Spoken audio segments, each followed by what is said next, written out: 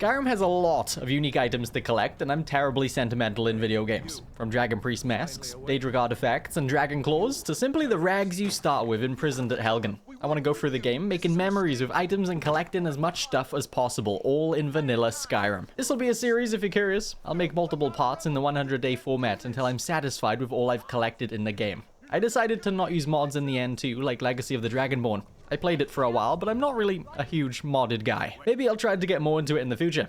I'm trying to make a character similar-ish to my YouTube mascot. I think this will do. Alduin intercepts my execution, which gives me an opportunity to escape.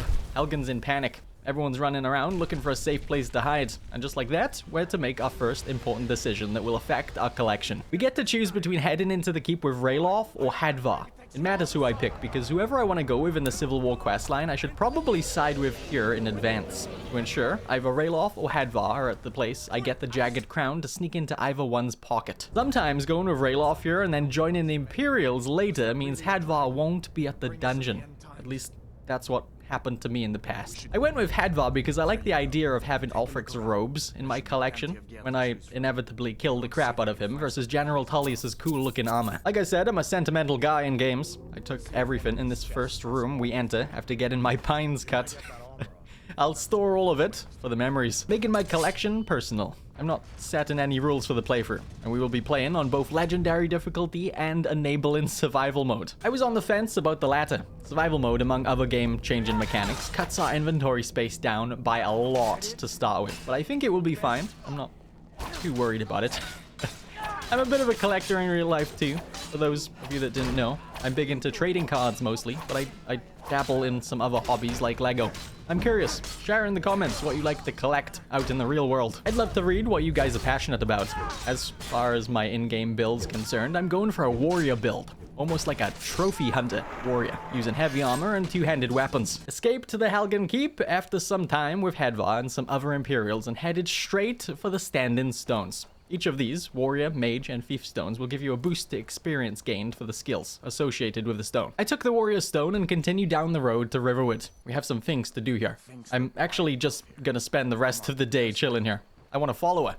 Faendal in town has a thing for Camilla, who's the sister of the general store trader. But another NPC called Sven, too, has a thing for her. And Faendal wants me to deliver a fake letter to Camilla saying it's from Sven. The letter makes him look bad to put her off Sven. After doing that, Faendal will be a follower option and will be able to fight with me and carry all of my crap.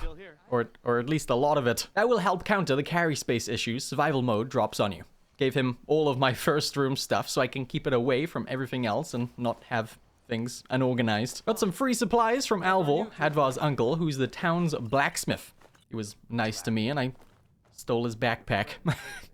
I'm terrible, but I needed the pocket space. Also looted his home dry of things that weren't marked as steal and sold it all to the trader in town. We're to tell the Jarl of Whiterun about the dragon attack, but that can wait. We're in no rush. We're playing in survival mode, and we need to eat, sleep, and keep warm. With that in mind, I scavenged what food was available around Riverwood, which is a lot, by the way. The eating part of the game really isn't much of a challenge. I looted plenty of alchemy ingredients from around the edges of town too. Alvor's place has a bed I can use for the first sleep for free. Survival mode has us only been able to level up at a bed after resting. And we've got 2 levels to spend. For the attributes, I'm putting 1 into stamina and 1 into health. And I'll just alternate between the 2 for the playthrough. I'm not really touching magicka. 1 perk's going into Two-Handed's Barbarian, so two-handed weapons do 20% more damage. And I'll be making some potions soon, so let's go over to Alchemy's Alchemist and drop 1 into there for 20% more powerful potion mixing. Started to make my way to Whiterun. It's not too far down the road. I want to set my character up slightly before we get too deep into collecting stuff. Follower, which I already have to carry things, along with a horse and maybe a pet like Hilda to further my carry capacity. Quickly told the Jarl about the dragon attack and was asked to help his court wizard fetch something. He wants me to go to Bleak Falls to get the dragon stone that supposedly rests there. It has a map on it of all of the dragon burial grounds around Skyrim. We also have to eat, like I mentioned, using salt piles I found and cabbages I harvested to make some cabbage soup. You want a drink? No, I'm good. No, please. No more questions. I asked not a single question. The majority of this day was spent gathering ingredients, blue butterflies and blue mountain flowers, to make a simple poison to sell to traders. Super easy combo since you find them everywhere you go. Oh, I found a hammer too. I took it from a dead guy some guards killed. I have no guilt for taking it. Back at Whiterun, I made enough of those poisons to get me to level 20 alchemy and to get a character leveled up and spent the perk on the newly unlocked second alchemist. So making all of these potions and poisons are the best they can be at this stage. And I sold those poisons on. And went to the stables to buy a wild horse map for just 250 gold. So the tameable horses show up around the map. I got to him just in time before he went to bed. Map is a fun collectible in its own right, in my opinion. I'll keep this cool looking map forever. There's one horse right next to Whiterun. Taming them is as easy as riding them around, getting bucked off until they decide to give up and be mine. Last up is a goat. Hilda the goat can be gotten from Rorikstead. Traveling across the Saber Fields shouldn't be much trouble with a horse. Pretty easy ride to get in over here. I bought the goat from this man for just 200 gold. Should help combat my stumped inventory space. Right, let's head for Bleak Falls up on the mountain to get that dragonstone. I got the horse nice and close to the dungeon, so it could help out a bit against the bandits on the outside. It's a big distraction, letting me hide from arrow shots while taking shots at the charging melee attackers. This horse is more help than Faendel. Let's get into Bleak Falls. Bandits and other baddies in here. As far as collectibles go, you get one from this area here. A giant frostbite spider has got a dark elf called Arvel trapped in a web.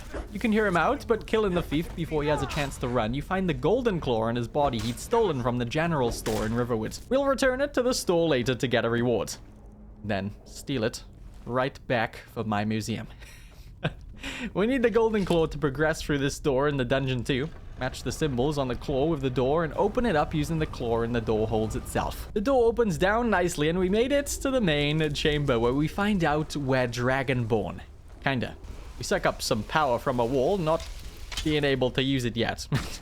And kill the crap out of a Draga overlord to get our hands on that dragonstone. Made sure to loot all of the chests in the room and left. Just popping into Riverwood's trader to give back the golden claw and... And just as I told you earlier, we're taking it upstairs to sneak it into my inventory out of sight. Dropped off the Dragonstone to Farengar, the court wizard, but we can't keep that, sadly. We have a problem that I did not see coming. A dragon has attacked the watchtower down the road, and the Jarl wants my help murdering it. Didn't see it coming, honest. Yeah, this looks like a perfume a donkey would be attracted to. Getting closer, the dragon returns to take a hammer in. There's a lot of gods from Whiterun here, and the dragon stood no chance, really.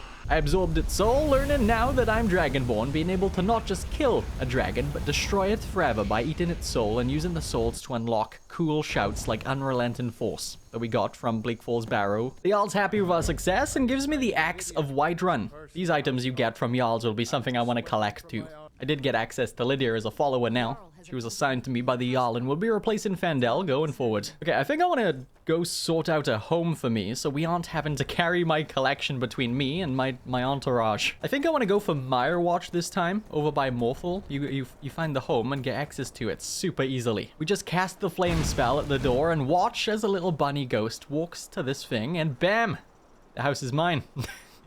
Way too easy. The house is pretty freaking awesome for what you pay for it. For a whopping 0 gold, I got this nicely laid out living area. And off to the side, through this portal looking door, you have another room called the Mirewatch Gallery. It has mannequins plastered around it. Dragon Priest mask storage, among other items, and a beautiful crafting area. I got right to work finding homes for my collection. First, I have my rags. I started the game wearing. I nearly died wearing that. In this chest next to it, I'll put all of those items I found in the very first room we got our binds cut. My precious gems can go in this safe, and my scrolls can go in the cupboard to the left of the safe. Miscellaneous items like the wild horse map and skull from the exit of Bleak Falls in the far right cupboard. I crammed a lot into that little space. I'm gonna have to make a drawing in real life of where I kept things so I can remind myself between videos. The dragon bones and scales I harvest can go in a barrel in the gallery near the crafting area. We can display our books on these shelves, but something tells me we'll have tons of those eventually, so I'll just put them nicely in the bookcase that won't be displayed. Only so many, sadly, can be used for show.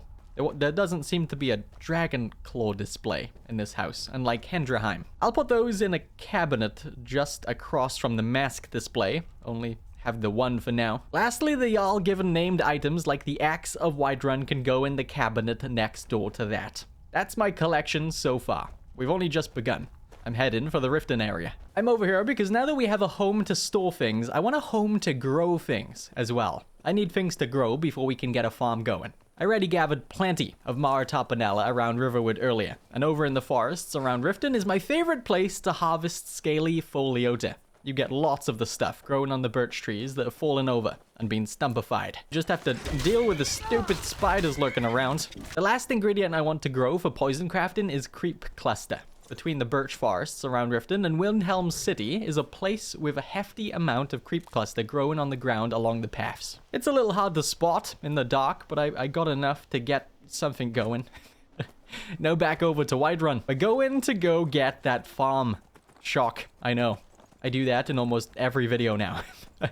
We're gonna go get Fendel back for a minute so we can use him as a steward for the farm. I don't really care about him, and he's already on good terms with me, so he's the easy choice. I care slightly more for Lydia, but don't tell her I said that. I did buy and gather everything we need to make all of the craftable upgrades for the farm, because why not? The farm's out near Rorikstead, where we got Hilda the Goat not long ago. We just have to complete a quest that's only marginally harder than Maya Watches, and now I'm the proud owner of this dump.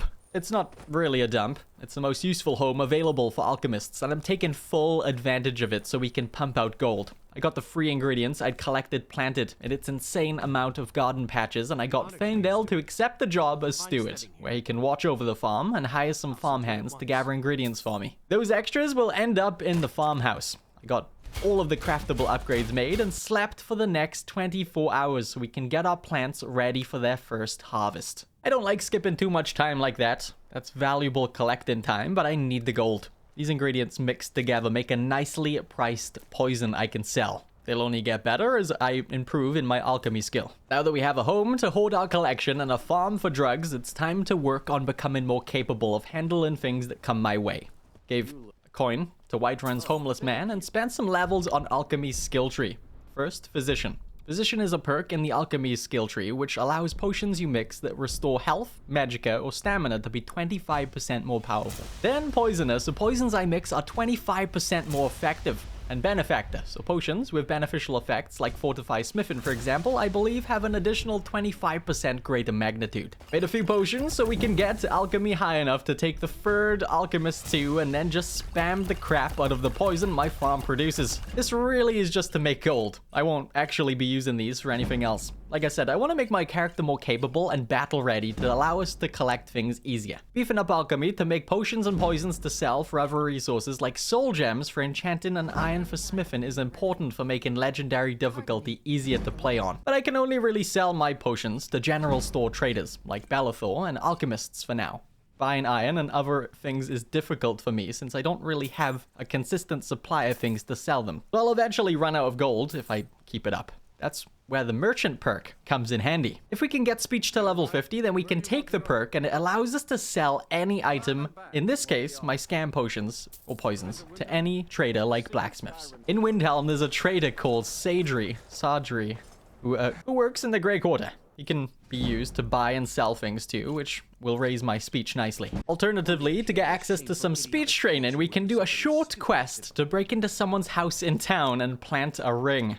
This ring was stolen, and he doesn't want to get in trouble for having it. I, however, don't have that problem. And after planting the ring in the original owner's home to complete that part of the quest, I just took it right back. I wanted it because it's named Viola's gold ring. I like these named items, and I want to keep them if I can. Now the elf will train you in speech to boost the skill faster. We can train 5 times per character level. After we level up, we can do an additional 5 training sessions to raise a skill by 5 levels. Did this until I got to level 50 speech and got skills invested into the tree all the way up to the merchant perk. So now I can buy this blacksmith's resources and sell him my poisons to get my gold back. Same with the wizards around towns, buying soul gems for enchanting to level that skill too, which did get some points dropped into. I got enchanter up to the 2nd level before I even enchanted my hammer with soul trap, so we can use this sucker to bash on some enemies and fill out our own gems as we go. Those mentioned enemies will most likely be mud crabs and wolves.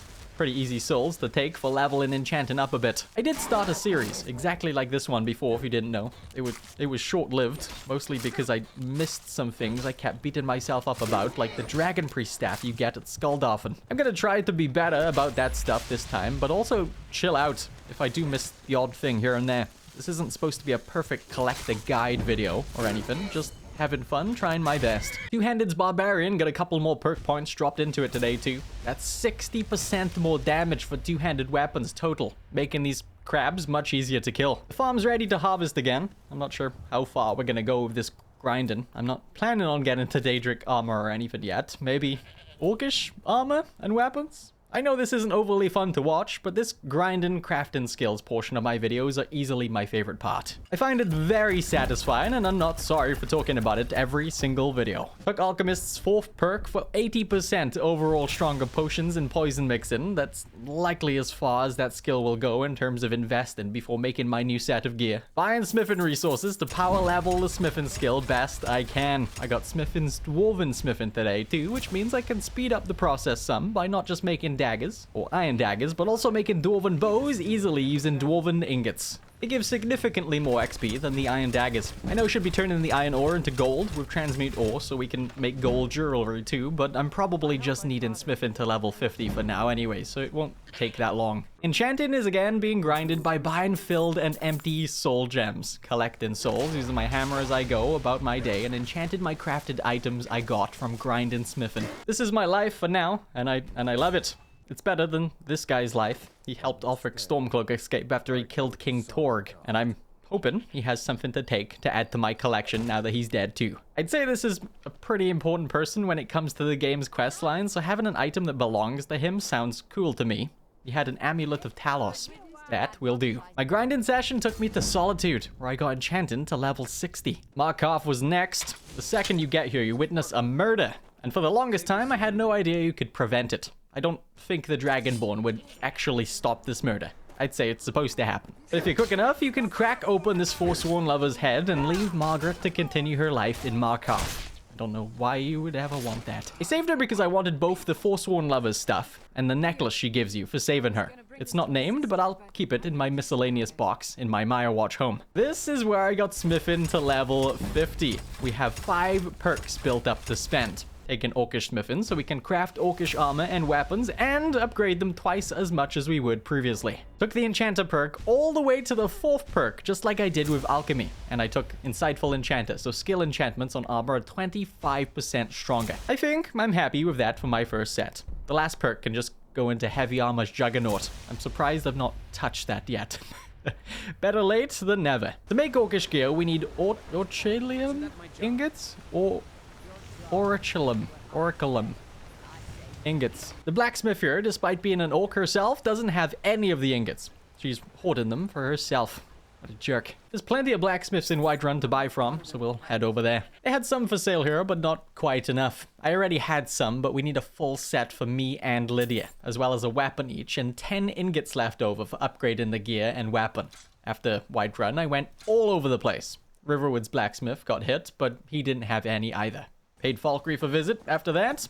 Lod had a few, but still not enough. When I say I went everywhere, I mean I went everywhere. I'm in Windhelm. All of the blacksmiths seem to not have any orcish gear for sale to save on ingots, sadly, but I was checking. The stupid Riften blacksmith was chilling in his house and wouldn't trade with me from in here. I was hoping he'd come out before everyone went to bed, but it's nearly that time, so we might have to wait until the morning. Balamond, you star! He came out. I take it back. He has nothing for me. All the way back around to Whiterun, I got the last few I needed and got straight to work on my gear. I'm going with the basic Orcish armor that released with the game way back versus the Creation Club stuff Anniversary Edition added, along with a great sword for me and Lydia.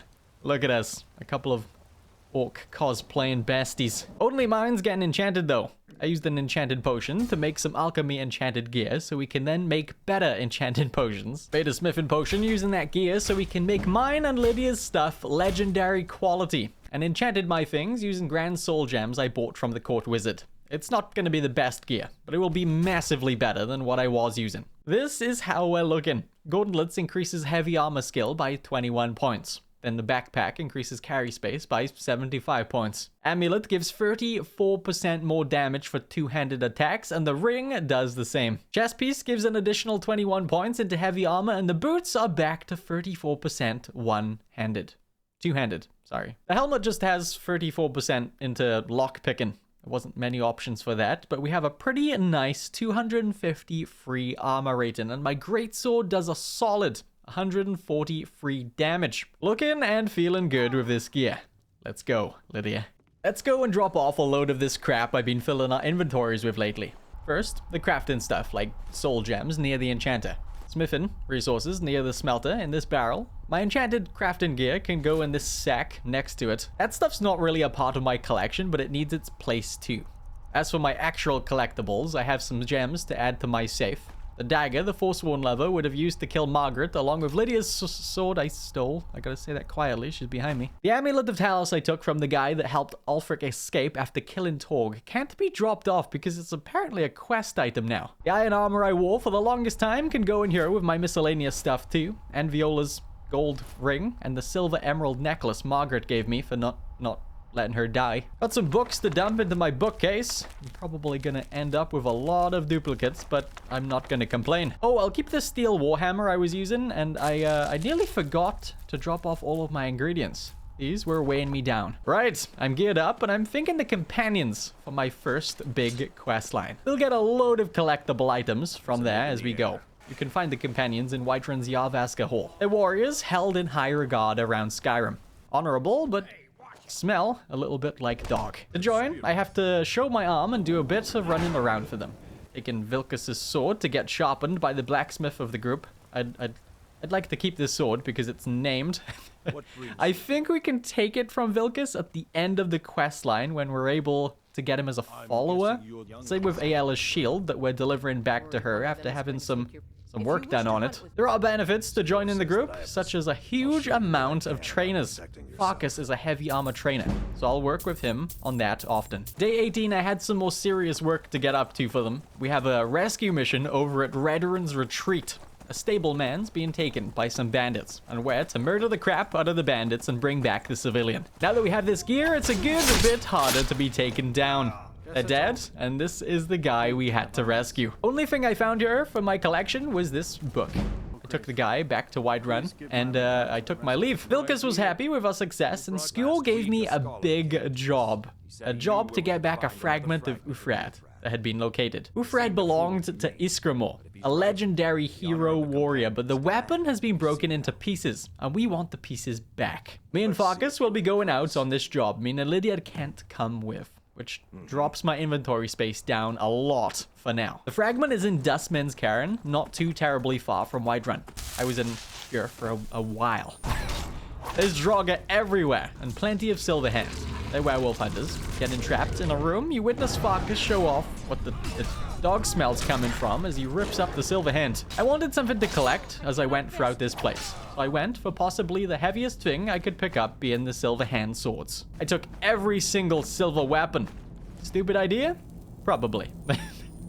We don't have Lydia to help chug this stuff around. It's just me and Hilda. I got the fragment at the end and killed the army of undead standing between us and the exit. This place was honestly pretty easy. The one fragment and Farkas' 7 brain cells back to the companions. I'm to get more work. But first, I'm dragging all those silver swords back to base. We got a total of 7 great swords and 13 regular silver swords. I'll leave these in the miscellaneous storage space, and I'll continue to pick up every single one I find in the questline. This is all that was worth mentioning on day 17. Was it worth it? Abso-freaking-lutely. Made it to the farm the next day. I'm here to collect the farm's financial profits and harvest these ingredients. Just a tiny bit of grinding, I promise. Spam crafted potions, sold some off, and thought it was a good idea to enchant my greatsword with soul traps so we can gather souls and gems as we go in our adventures. So, when we decide to boost enchanted more, we'll be better equipped to do so and grab Lydia back. Albeit for a very short amount of time. We'll lose her again in a minute in favor of the Companions quest line. Trained with Farkas in heavy armor. Slept to level up. Trained with Farkas in heavy armor again. Slept to level up. Trade with Farkas in heavy armor, and invested 2 more perk points into Juggernaut. Then 1 into well-fitted, so we get a 25% armor bonus if we're wearing all heavy armor. Then another into two-handed Barbarian, and lastly a champion stance, so we use less stamina from two-handed power attacks. Armor rating has jumped to 458, and my greatsword is at 168 damage. That's all of the grinding for today. Let's get back to helping the companions. There's another rescue mission to be done. A dark elf has been taken to Brittle Shin Pass, and I, for the life of me, cannot remember ever going to this location. I probably have. It would have been ages ago if I have. Some skeletons to kill in the pass, and a mage who I'm assuming is behind the kidnapping. I was unsuccessful in my attempt to rescue him, so I resorted to using my best friend as a human shield to take him down. Let's go, elf. Getting on out of this cave. Hey, look, a cave. Wonder what's inside.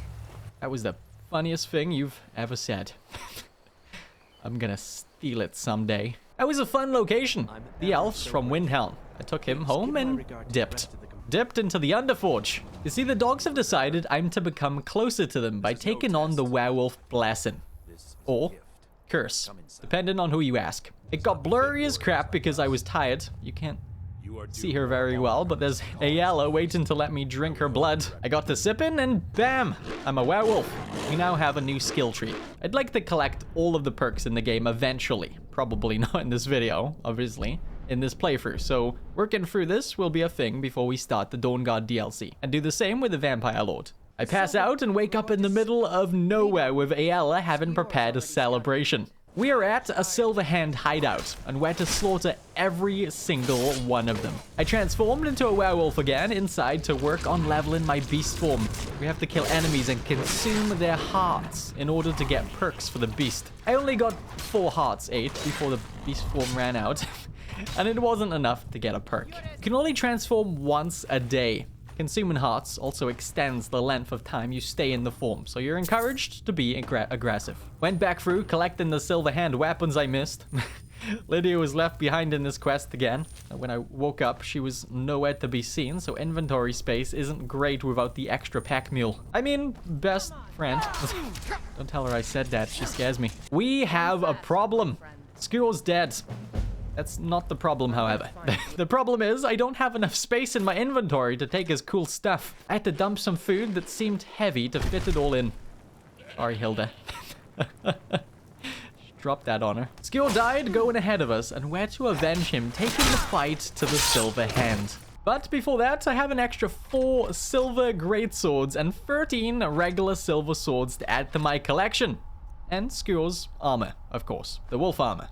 Dump all of these books and other bits too while I'm here. Right in through the night to stick it to the Silver Hand. Rode on up to Fort Fellhammer, but didn't realize I was on my own. I'd forgotten to get Lydia back. The outside was fine. These guys weren't that tough, especially with my horse here to take hits. But inside, my horse can't follow me, and I lost my hand with a swift swing from a great sword. I need help. And a doctor. Lydia, I've missed you so much. We have an orc to slay. And slay we did. Not quite as impressive as what he did to me, using my friend as bait while I swung from the sidelines, but he's dead.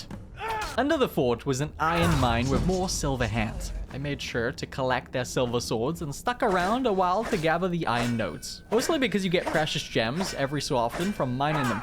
Ayala was happy with our silver hand clearing. Now we're to get another fragment of Wuuthrad that's been located in the Silver Hands company. First, we have a perk to spend. I'm taking Devastating Blow to both have a chance to decap enemies and gives a 25% bonus to standing power attack damage. The decappee has become the decapper. The fragment was at this place. Everyone that's played Skyrim before probably recognizes this area. It's pretty iconic too, I'd say. More silver hand to kill. This is the skill, you jerks. Not really. I want your swords and Wuuthrad all to myself. There's the fragment. Now Kodlak wants a chat. He's not happy about all of our avenging and talks about wanting to no longer be a werewolf. So when he dies, he can go to Sovngarde. He wants me to get a head of one of the witches that gave the curse to the companions so we can free him and break the curse. We only need 1 head, but there are 5 to get if we want. I'll have to give up one for the quest line, but all of the others I can add to my collection if I get them. So they've all got to die. Right after I spend some time gathering my ingredients and selling the potions again. I want to keep a booze and alchemy for gold and XP if I want all of the perks unlocked someday. An easy skill to grind for the XP. I'm in no way fit for taking on the Glenmoral witches alone. I had a few attempts, charge in one, but every time I tried ended up in me falling to the ground harder than a sack of potatoes. My weapon is great, and armor rating is high, but it doesn't always mean much in legendary difficulty. It can still take just one stray arrow to make it game over, so a giant fireball from these guys will do the job easy enough. Using Lydia once more as some bait to get it into melee mode and out of the fireball crap so we can play support from the sides. There's one head. Now we can leave if we want because we have what we needed for the quest, but I want the other heads for my collection. One by one, I made my way through the other 4 witches in the cave and took their heads as a prize. The Silver Hand got ballsy when we were gone and attacked Yarvaska. They took all of the fragments of Wuuthrad we'd gotten and killed Kodlak. What a waste of time that witch thing was. Did get more silver swords from the dead Silver Hand, so all's good. Me and Vilkas are gonna go take out the Silver Hand once and for all and regain those fragments. Lydia's forced to leave us again, with Vilkas following me around, so we should drop everything off back at the house again before moving on. I did take what I believe to be Kodlak's warhammer from the ground near his body, so that's a nice one going into the miscellaneous container. I'm gonna assume if you're still watching by this point, you're enjoying the video. If that's the case, I'd appreciate a like. It costs you nothing and lets me know you want to see more videos just like this one.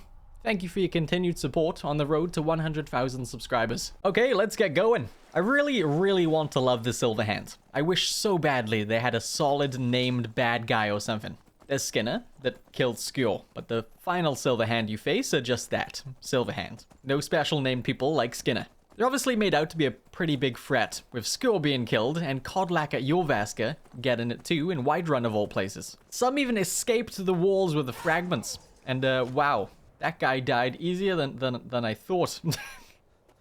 How about this guy up here? Yep, got a cinematic kill with one tap. Let's just check. It looks like we're fine with difficulty. I'm so paranoid about that changing. I'll take that sword.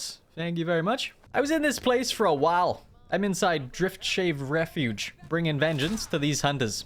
Well, really, I just want their swords. And this Dragonbone armor. Bad guy at the end has nearly a full set of the stuff. Could have a full set of this, but not a unique name. I'll use that in the future. Maybe. Got me the fragments. Perfect. Once again, a trip home is needed. We have a total of 48 silver swords and 16 silver greatswords after all of the Silver Hand shenanigans. But more importantly, we're very close to getting Wuuthrad and Isgramor's shield, being so close to the end of this questline. There's Kodlak's funeral to attend in Whiterun. Don't mind me checking if I can loot his corpse for something to remember him by. I guess the hammer will do. Yoland has repaired Wuuthrad now after being in pieces for thousands of years. It's an axe that's especially effective against elves. And we need it to help cure Kodlak even in death so he can go to Sovngarde and not be stuck with Hircine. Lydia, come on, we got stuff to do. Oh my god, she had silver swords on her. I forgot about. I'll use Wuuthrad, I think. At least for now. It's a two-handed battle axe and does a fair bit of damage. Isgramor's tomb is where we need to go, just behind Winterhold. To pass through the first hall, we have to give Isgramor's statue the axe, and there is a secret door ahead. We can now take Wuuthrad back and carry on our way. Oh, there was also this broken sword by the statue's feet. I thought it was pretty cool. Me and the companions push on through an army of spirits. The companions slowly but surely drop off, saying they don't want to go any further for personal reasons. Leaving just me, Lydia, and Aella to take the final fight against Kodlak's beast form. I can throw one of those witches' heads into this fire to challenge it. We still have 4 of those for ourselves, so it's all good. As for the beast, easy peasy. It didn't aggro me once and took about 10 seconds to take down with the 3 of us. Kodlak is free, and I'm the new Harbinger of the Companions. But all I care about is Isgramor's shield in this chest. Pretty big item to have in my collection. This is never not gonna be funny to me. Keeping warm in survival mode by just standing on some fire. Now that we have the Companions questline out of the way, I've been eyeing up the Pickpocket skill tree. And more specifically, the perk called Extra Pockets. Carrying capacity is increased by 100. 50 if survival mode is enabled. That 50 points would be nice, but I think the pickpocket skill tree is important in general for a collector build. So let's make some enchanted gear to boost the pickpocket skill. First, I need to find an item with the enchantment to disenchant. I checked the Windhelm, but they didn't have the enchant for me. With all of the traders in Whiterun, I figured we'd be good here, but again, not a pickpocket enchant in sight. Solitude had my back on day 29, however, picking up the enchant from a necklace for just 1,035 gold in the Radiant Raiment store. I went home to make the gear and also drop things off while I'm here, like the Shield of Iskromor and Wuuthrad. It was fun using it, but I'll switch back to my greatsword for now. I got some boots, gauntlets, a ring, and necklace enchanted with pickpocket. Look out, Whiterun. This is what the gear is looking like. It's pretty cold while I'm wearing it. I wanted to come here to start stealing goods, but also to see if Vilkas would give me that sword I had sharpened for him earlier. It's not in his inventory. And like Aella's shield, that I can now take after making her my follower, and just taking it from her inventory. Got to work stealing from the companions' pockets, making sure to quick save just before each attempt so we can reload a save if we're unsuccessful. Stole from literally everyone, including the Jarl. Leveling the skill is pretty quick, to be fair. I barely even have to be hidden with these enchants to make the percentage of success be very high. I got Pickpocket to level 63 by day 31, which means we could take the extra pockets perk, bringing our carry weight to 375 total. I'm still working on the skill though. I want it to be maxed out so we can get the top 2 perks in the tree. I have reasons, I swear. Didn't realize how full my inventory was getting. It looks like a visit to Mirewatch is needed. I think we'll put all of the pickpocketed stuff in this knapsack on the ground. I'm keeping every item I ever pickpocket. Solitude's up. It feels like today's the day we get there. Even the homeless people aren't safe. Steal from the poor and don't give to absolutely anybody. Level 100 was hit with stealing from the Jarl of Solitude herself in the Blue Palace. It was a piece of cheese that did it. Level 100 pickpocket. Now I'm taking misdirection so we can pickpocket equipped weapons. And Perfect Touch to pickpocket equipped items. The reason I wanted that is because we can take a range of fun items very easily from NPCs now. Like a full set of armor from all of the major cities around Skyrim. The God's armor, to be more specific. Sneakily stripping this guy, he has no idea. Each of the shields and armor has its own pattern or color, and I love that he has no idea. He has none of his gear on right now. Silliest perks, and I adore them. I'm gonna display one of each on the mannequins around Mirewatch like this. Morphle was next because it was the closest, but some stupid hired thugs turned up to beat me up after all of my stealing I'd been doing. And I gave all of my orcish gear to Lydia, so I had more inventory space for Robin. We'll come back and do Markov next because I can't defend myself. Pretty easy process. Find a guard, take his gear off, and let him wander around clueless. This one's still trying to carry his torch that I stole. Falkreef's up. Had to rest up here, but the guards here aren't safe either. I love the idea of there just being one guard in each hold with no clothes. I got a Whiterun set from the guards over in Riverwood. That's 4 sets down. It's cold in Windhelm, which makes this all the funnier, them not noticing what the heck just happened to them. Sorry, lady. I needed that for my collection. Might as well go up behind Windhelm to Winterhold while we're here. I didn't have to go all the way to the town, however. I found a guard along the path when I stopped at a smelter for warmth. I should really put some clothes on up here. I won't, but I should. Thank you very much, you moron. We have 3 more sets to get. Riften, Dawnstar, and then back over to Morphle since we ran out of town trying to do that one. Heard they're reforming the Dawn Guard. Vampire hunters or something. In the old fort near Riften. Might consider joining up myself. You probably should. Because you're a crappy guard. You could do with the career change. Riften has this nice purple armor. One of my favorites, for sure. You missing something there, buddy? Get away from me. Okay, Dawnstar's up. We'll carriage over and ride for Morphle from there after that. Dawnstar's my least favorite town, and same with the armor set being my least favorite. You can get 2 Daedric artifacts from here though, so we'll be back in the future. Probably for some other things too. I've not killed many dragons. I was tempted to stop and fight this one, but then realized I'm naked and probably shouldn't. Only dragon I've killed so far is the one by the watchtower ages ago. 1 in 35 days is pretty slow. Looks like the hired thugs had got lost. Gives me a chance to get this sucker's armor, and that is one of every single set you can get around Skyrim from the guards. I'm gonna display them nicely on the mannequins, like I said, around the gallery. I've already got Solitudes down. Next up is the Falkreath set. I like this one. I'd give it a 8 out of 10. And the Dawnstar one. I guess the pattern's not bad on the shield, but I don't love the color of the armor. Over to the Markov set. Not much to say about this one. These poor guys having to look out for the Forsworn, and I've made one of them wander the streets the way... yeah. Hard times, I'm sure. Actually really like the Morphal shield. I'd give it a 9. Then Windhelm's looking fierce with its bear. Riften's fancy purple armor. I don't feel bad about that one. I put him onto a new job with the Dawn Guard.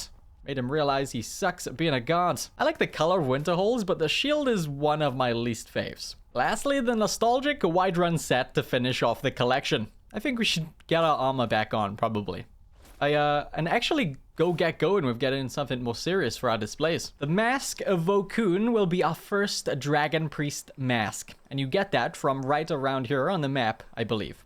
Just behind where you get one of the Hearthfire DLC homes, it is a dungeon called High Gate Ruins. You need to help this person get her hands on a scroll at the end of the dungeon. She's concerned about Vokun being a problem, who rests at the end near the scroll. But my help's not here yet. Lydia's missing. Hopefully she turns up soon, because it'll be hard with just me and this other person. Lots of Draugr to kill. These aren't really a problem. Filling up my soul gems, taking them down too, so bring on the undead. What a dented shield from a Hulkin Draugr. I had no idea they existed, I'm not gonna lie. It felt special, but I found a few of those. Lydia's here now too, so that's nice. Better late than never, but you're not getting paid those hours you missed. I was in here for a long time. Vokun was also no joke. Running into the room, he pops out of his coffin bed wielding a staff that casts fireballs. And well, it was a one hit on me basically every single time. I died a lot in here trying to take him down. Trying to get some hits on him since I do the most damage out of the three of us, but then retreat to a safe place to quick save progress because as much as yes, we do the most damage, we also die the easiest, and that's no fun. Saving progress as we go makes the fight less stressful. Finally got the killing blow, and there is the Mask Vokun. Conjuration, illusion, and alteration spells cost 20% less magic at the cast. I'm not interested in what it does, I just wanted to place it in my gallery. I'll keep the Staff of Fireballs too, along with the other priest's weapons when I get them. You get a reward for helping get the lady her scroll. It's a unique spell you can cast to spawn a fiery familiar. But I kinda like the idea of collecting the physical tombs instead of using the book and losing it. So we can cast the spell. Keeping the book itself makes more sense to me as a collector. So we'll do that as we go. I'm going for the masks that don't require you to do a major quest line first. This next one is called Croesus. It makes lockpicking, archery, and alchemy 20% better and can be gotten from the Dragon Priest at Sheerpoint. We were just talking about how we'd not killed many dragons, and we're about to double our dragon kill count because there's a frost dragon near the priest too. I tried to lure the dragon away to avoid being stuck in a 2v2 situation. If we have the numbers game, it would work in my favor better by not needing to be hit so much. I'm starting to feel like I could use a ranged weapon. The dragon wasn't an issue though. It's dead, and we can take its soul to spend on a shout later. The priest, however, big problem. Stupid thing has a fireball staff, just like Vokun, and it has a lot more space to work with and one less enemy to fight. And it has the cold on its side. It's freezing, and I'm not sure I have the time to kill it before freezing to death. So I left. Yep, I'll get a ranged weapon and come back when it's light out. I went with an orcish crossbow. It matches our current gear, and I can upgrade it nicely with the perk I've already got. Took it to Morphal to use all of my enchanted stuff to make it as good as I could with the potions and smithing gear equipped. Its damage is still significantly lower than my greatsword, but at least I don't have to be up close and personal with those tougher enemies I'm struggling with. Dropped off Vokun. He's looking lonely up there. Need to get him some friends. The staffs can go in the storage container below the enchanting table. I think we could maybe display the spell tombs too.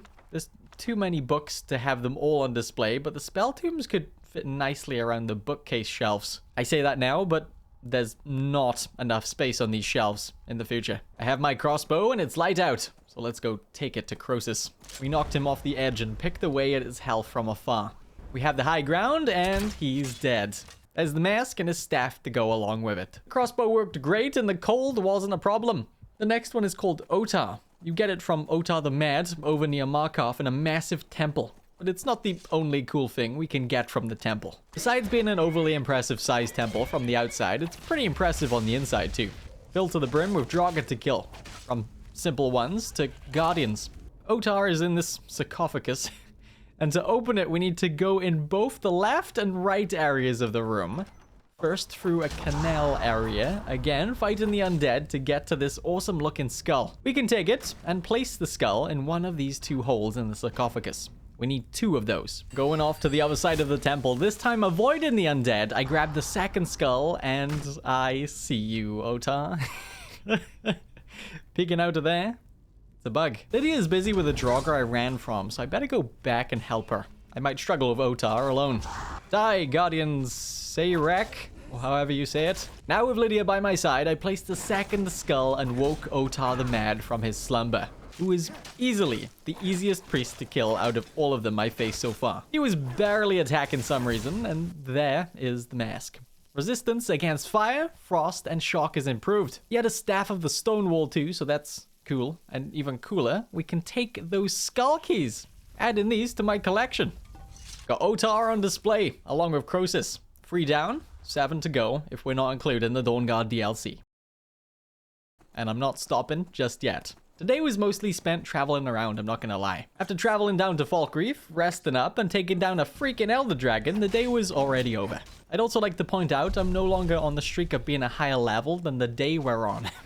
I'm level 40 on day 40, and I doubt we're gonna be having a higher level than the day going forward. Looks like the guards woke up. Now the dragon should have a lot more distractions, allowing me to get the damage in. That's 3 dragons in 40 days.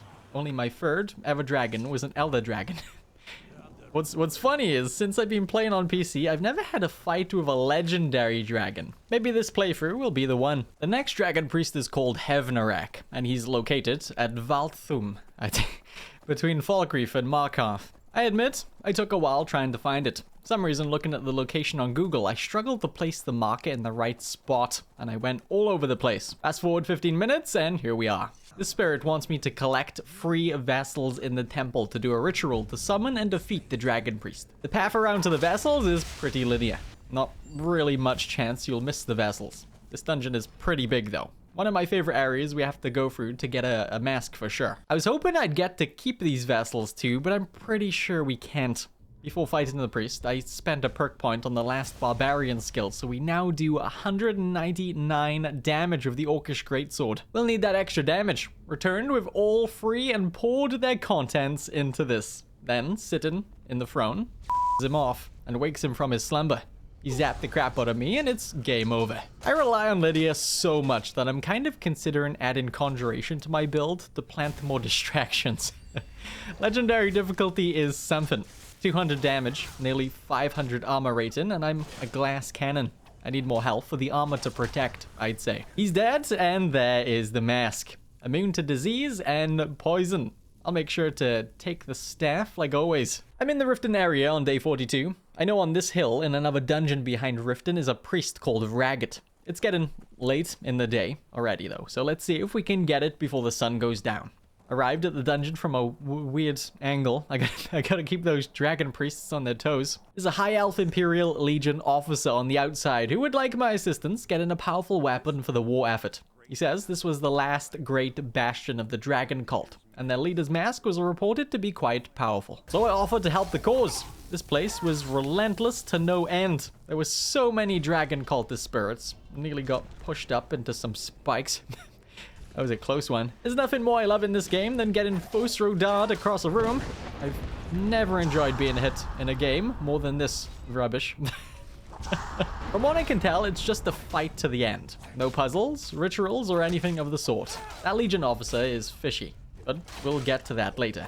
Much later, because my god, am I getting smacked around here even with Lydia? The Draugr are spamming Frost Atronorgs and there isn't much room to retreat and get some crowd control going. I'm thinking about leaving and coming back a little bit more geared up. Or a lot more. I'm pretty close to maxing out the crafting skills now after working on them slowly by harvesting the farm or training with Urlin for smithing since I last made some gear. I was thinking the orcish stuff would last longer. But I'm ready to upgrade to making collecting easier. Hitting the farm, just one more harvest and we'll max it out nice and quick. I won't make it here though. If we go home, I can use my alchemy gear to make the potions even better so they're more expensive. Better put the new things up on display and into their appropriate storage containers while I'm here. That's 4 masks done. Get this alchemy gear on. Spam the potion mixing. Max out the skill. That's 1 done. 2 to go.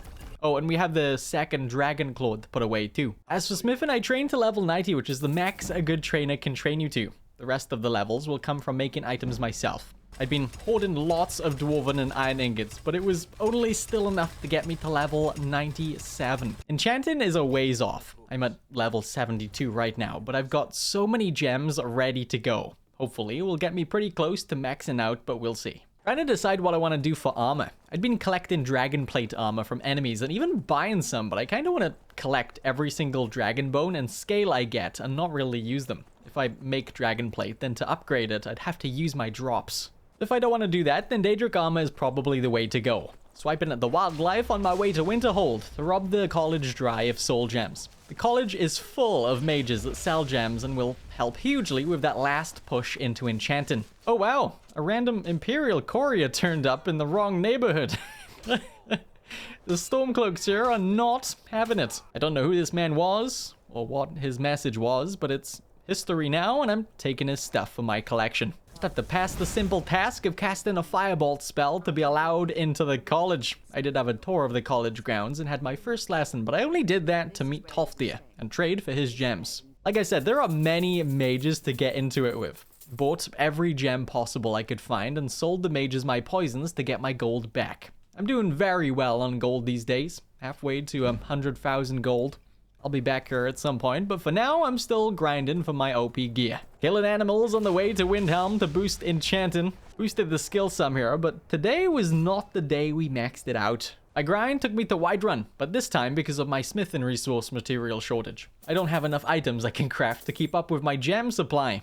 Whiterun has a lot of blacksmiths that will sort that issue right out. Did level 100 smithing today while here, and finally got enchanting there too. Day 46 was a good day. We have some perk points to spend real quick. I'm taking enchanting's extra effect so we can put 2 enchantments on the same item. Then over to smithing to take ebony smithing so we can get to the Daedric smithing perk.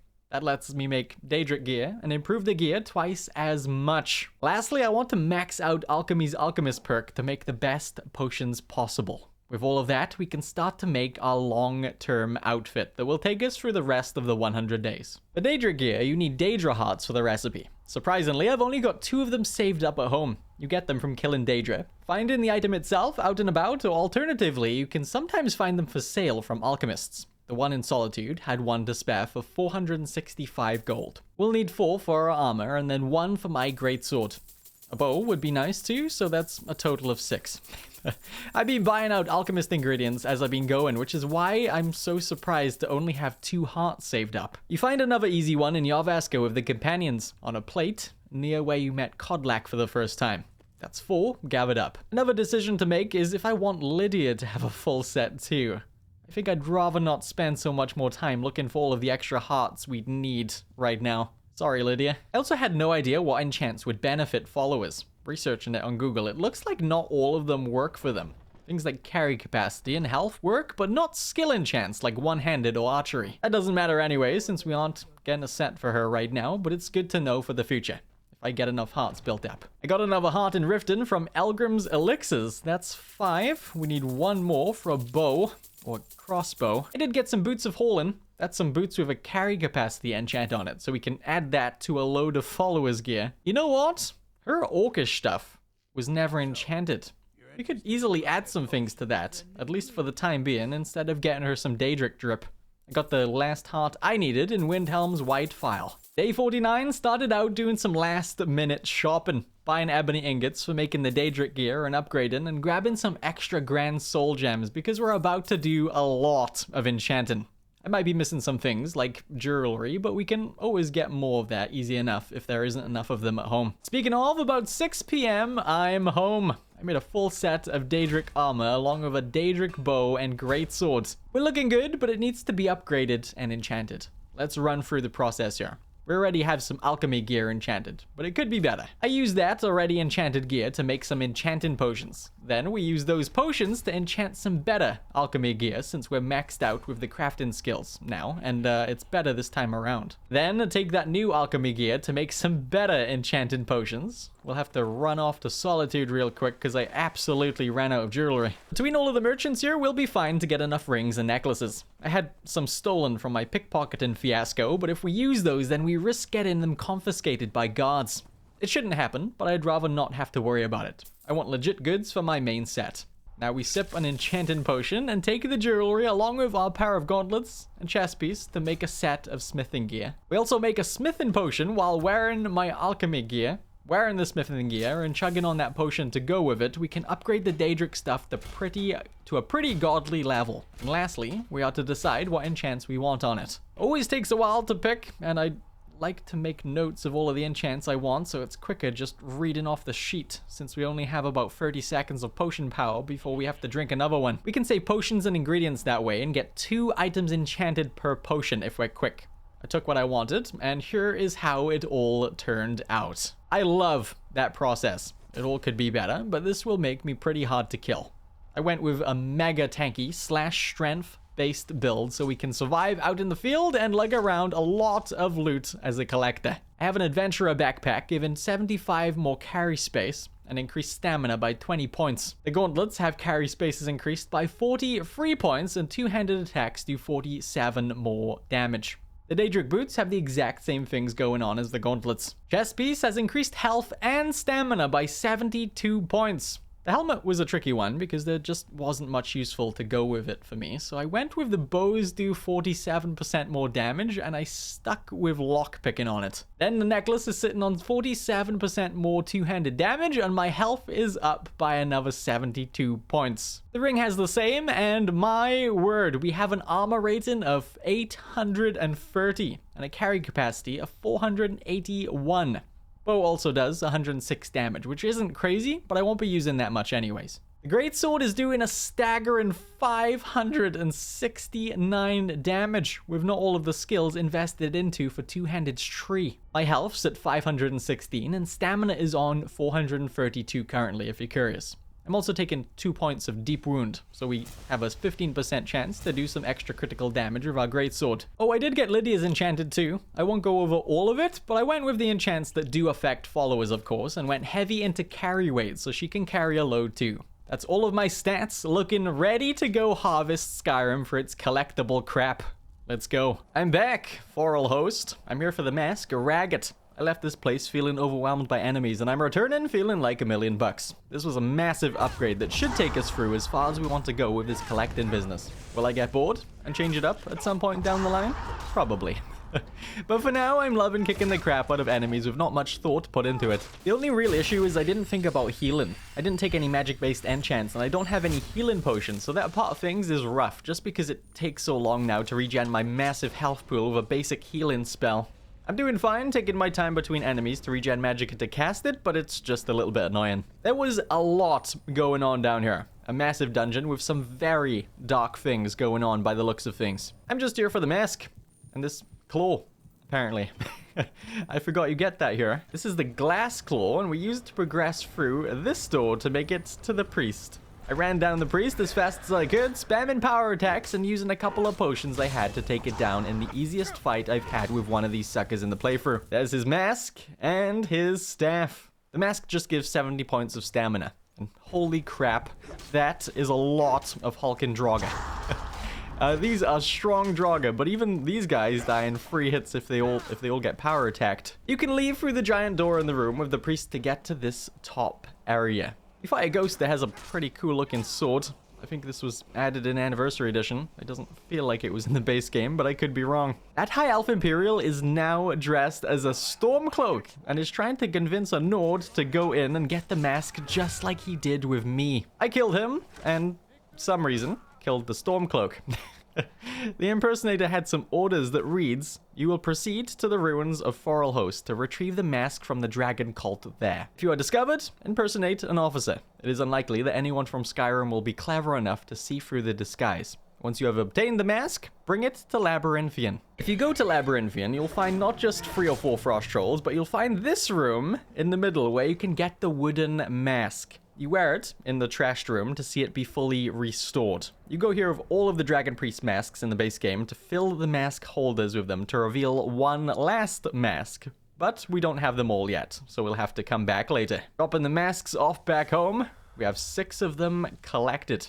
We're making slow but steady progress. That dungeon was easy to take, but like I mentioned, I'm really struggling with the time it takes to heal, so let's real quick sort that out. I'm taking some blue mountain flowers and wheat to the farm. We'll take out half of the potion ingredients we're growing here and replace them with these so we can mix them for really good healing potions. I think we'll sleep 24 hours for the first harvest, so we're ready to go and don't have to come back later or struggle again with another location while we wait. Get all of these harvested. I won't make the potions at the farm. I'll go back home and grab my alchemy gear I made.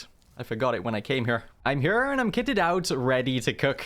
I got all of my health potions made and decided to make the alchemy skill a legendary skill. You can only do that when a skill hits level 100, and it resets the skill so you can gain XP in the tree again for further character leveling. It's so insanely easy to level up now with the farm and my gear, so I'll likely do this several times over the course of the playthrough. Reinvest in perk points into what we had previously invested into as I level it back up. Got it back up to level 66 in just one session. Now with pockets full of potions, I'm off to get the next Dragon Priest mask. This one's called Volsung, and you can find it inside Volskag? I don't know. Playing this game for like 50 years and I still don't know names of things. You don't really have to go through this place. You can just horse climb up the mountain to the peak to find the priest resting up on top, but I'm going through it because I'm a sucker for pain. No, not really. This place is really easy at this point. We basically completed the game with this new gear. I just wanted to go through the dungeon to try to find more things I want to collect. I didn't get anything worth keeping inside, but it was worth the look. Just an unholy amount of undead to deal with. I did get a book that was connected to a simple puzzle, so that was nice, I guess. Speaking of nice, the potions did make it so much nicer traversing through these dungeons, not having to stop for ages to heal up using lower tier spells. I'll still use the healing spells from time to time just to save on potions, if I can. This place took a long time to get through, even with this OP gear. It's a big location, but I made it to the top to challenge Volsung. He doesn't have an annoying staff, but he has a mask that we need. Spammed his face with power attacks and snatched the mask that gives us 20% better prices, carry 20 points more, and can breathe underwater. This is every base game mask collected that doesn't involve going through a significant portion of a major questline, which I guess we better get to doing. I'm doing the main questline, but not because I want to save the world from Alduin. I want that Dragon Priest mask, and you get it at the end of Skuldolphin. There's probably a good few collectibles we could get along the way to Alduin in the quest lines. I guess we'll save the world. Last I heard, the Greybeards wanted a chat about my Dragonborn powers at Hrothgar. To get there, you travel the 7,000 steps that start at Ivarstead. You can get a side quest at the bottom of the steps from Klimmek. He delivers supplies to the Greybeards since they never leave their mountain, and he wants help taking them there today since his knees aren't what they used to be. I'm hoping I can keep the supplies. I'm not sure if I can, though, completing the quest, but we'll see. Started my trek up the mountain, beating on some trolls with my sword from horseback as I went. I had a comment the other day, someone saying the 7,000 steps aren't actually 7,000 steps in-game. It's downscaled for sure. Or its name is just to convey the idea of a long journey to get to Hrothgar, and everyone in the world knows it's not literally 7,000 steps. I figured it wasn't. Someone on Reddit said he counted every step, and there's like 700 or something. I made it to Hrothgar and attempted to leave the supplies in the chest for them. And like earlier with Viola's ring, I was cheeky and tried to take it back after completing the objective. And it just gave me the original objective back instead. Well played, game. Well played.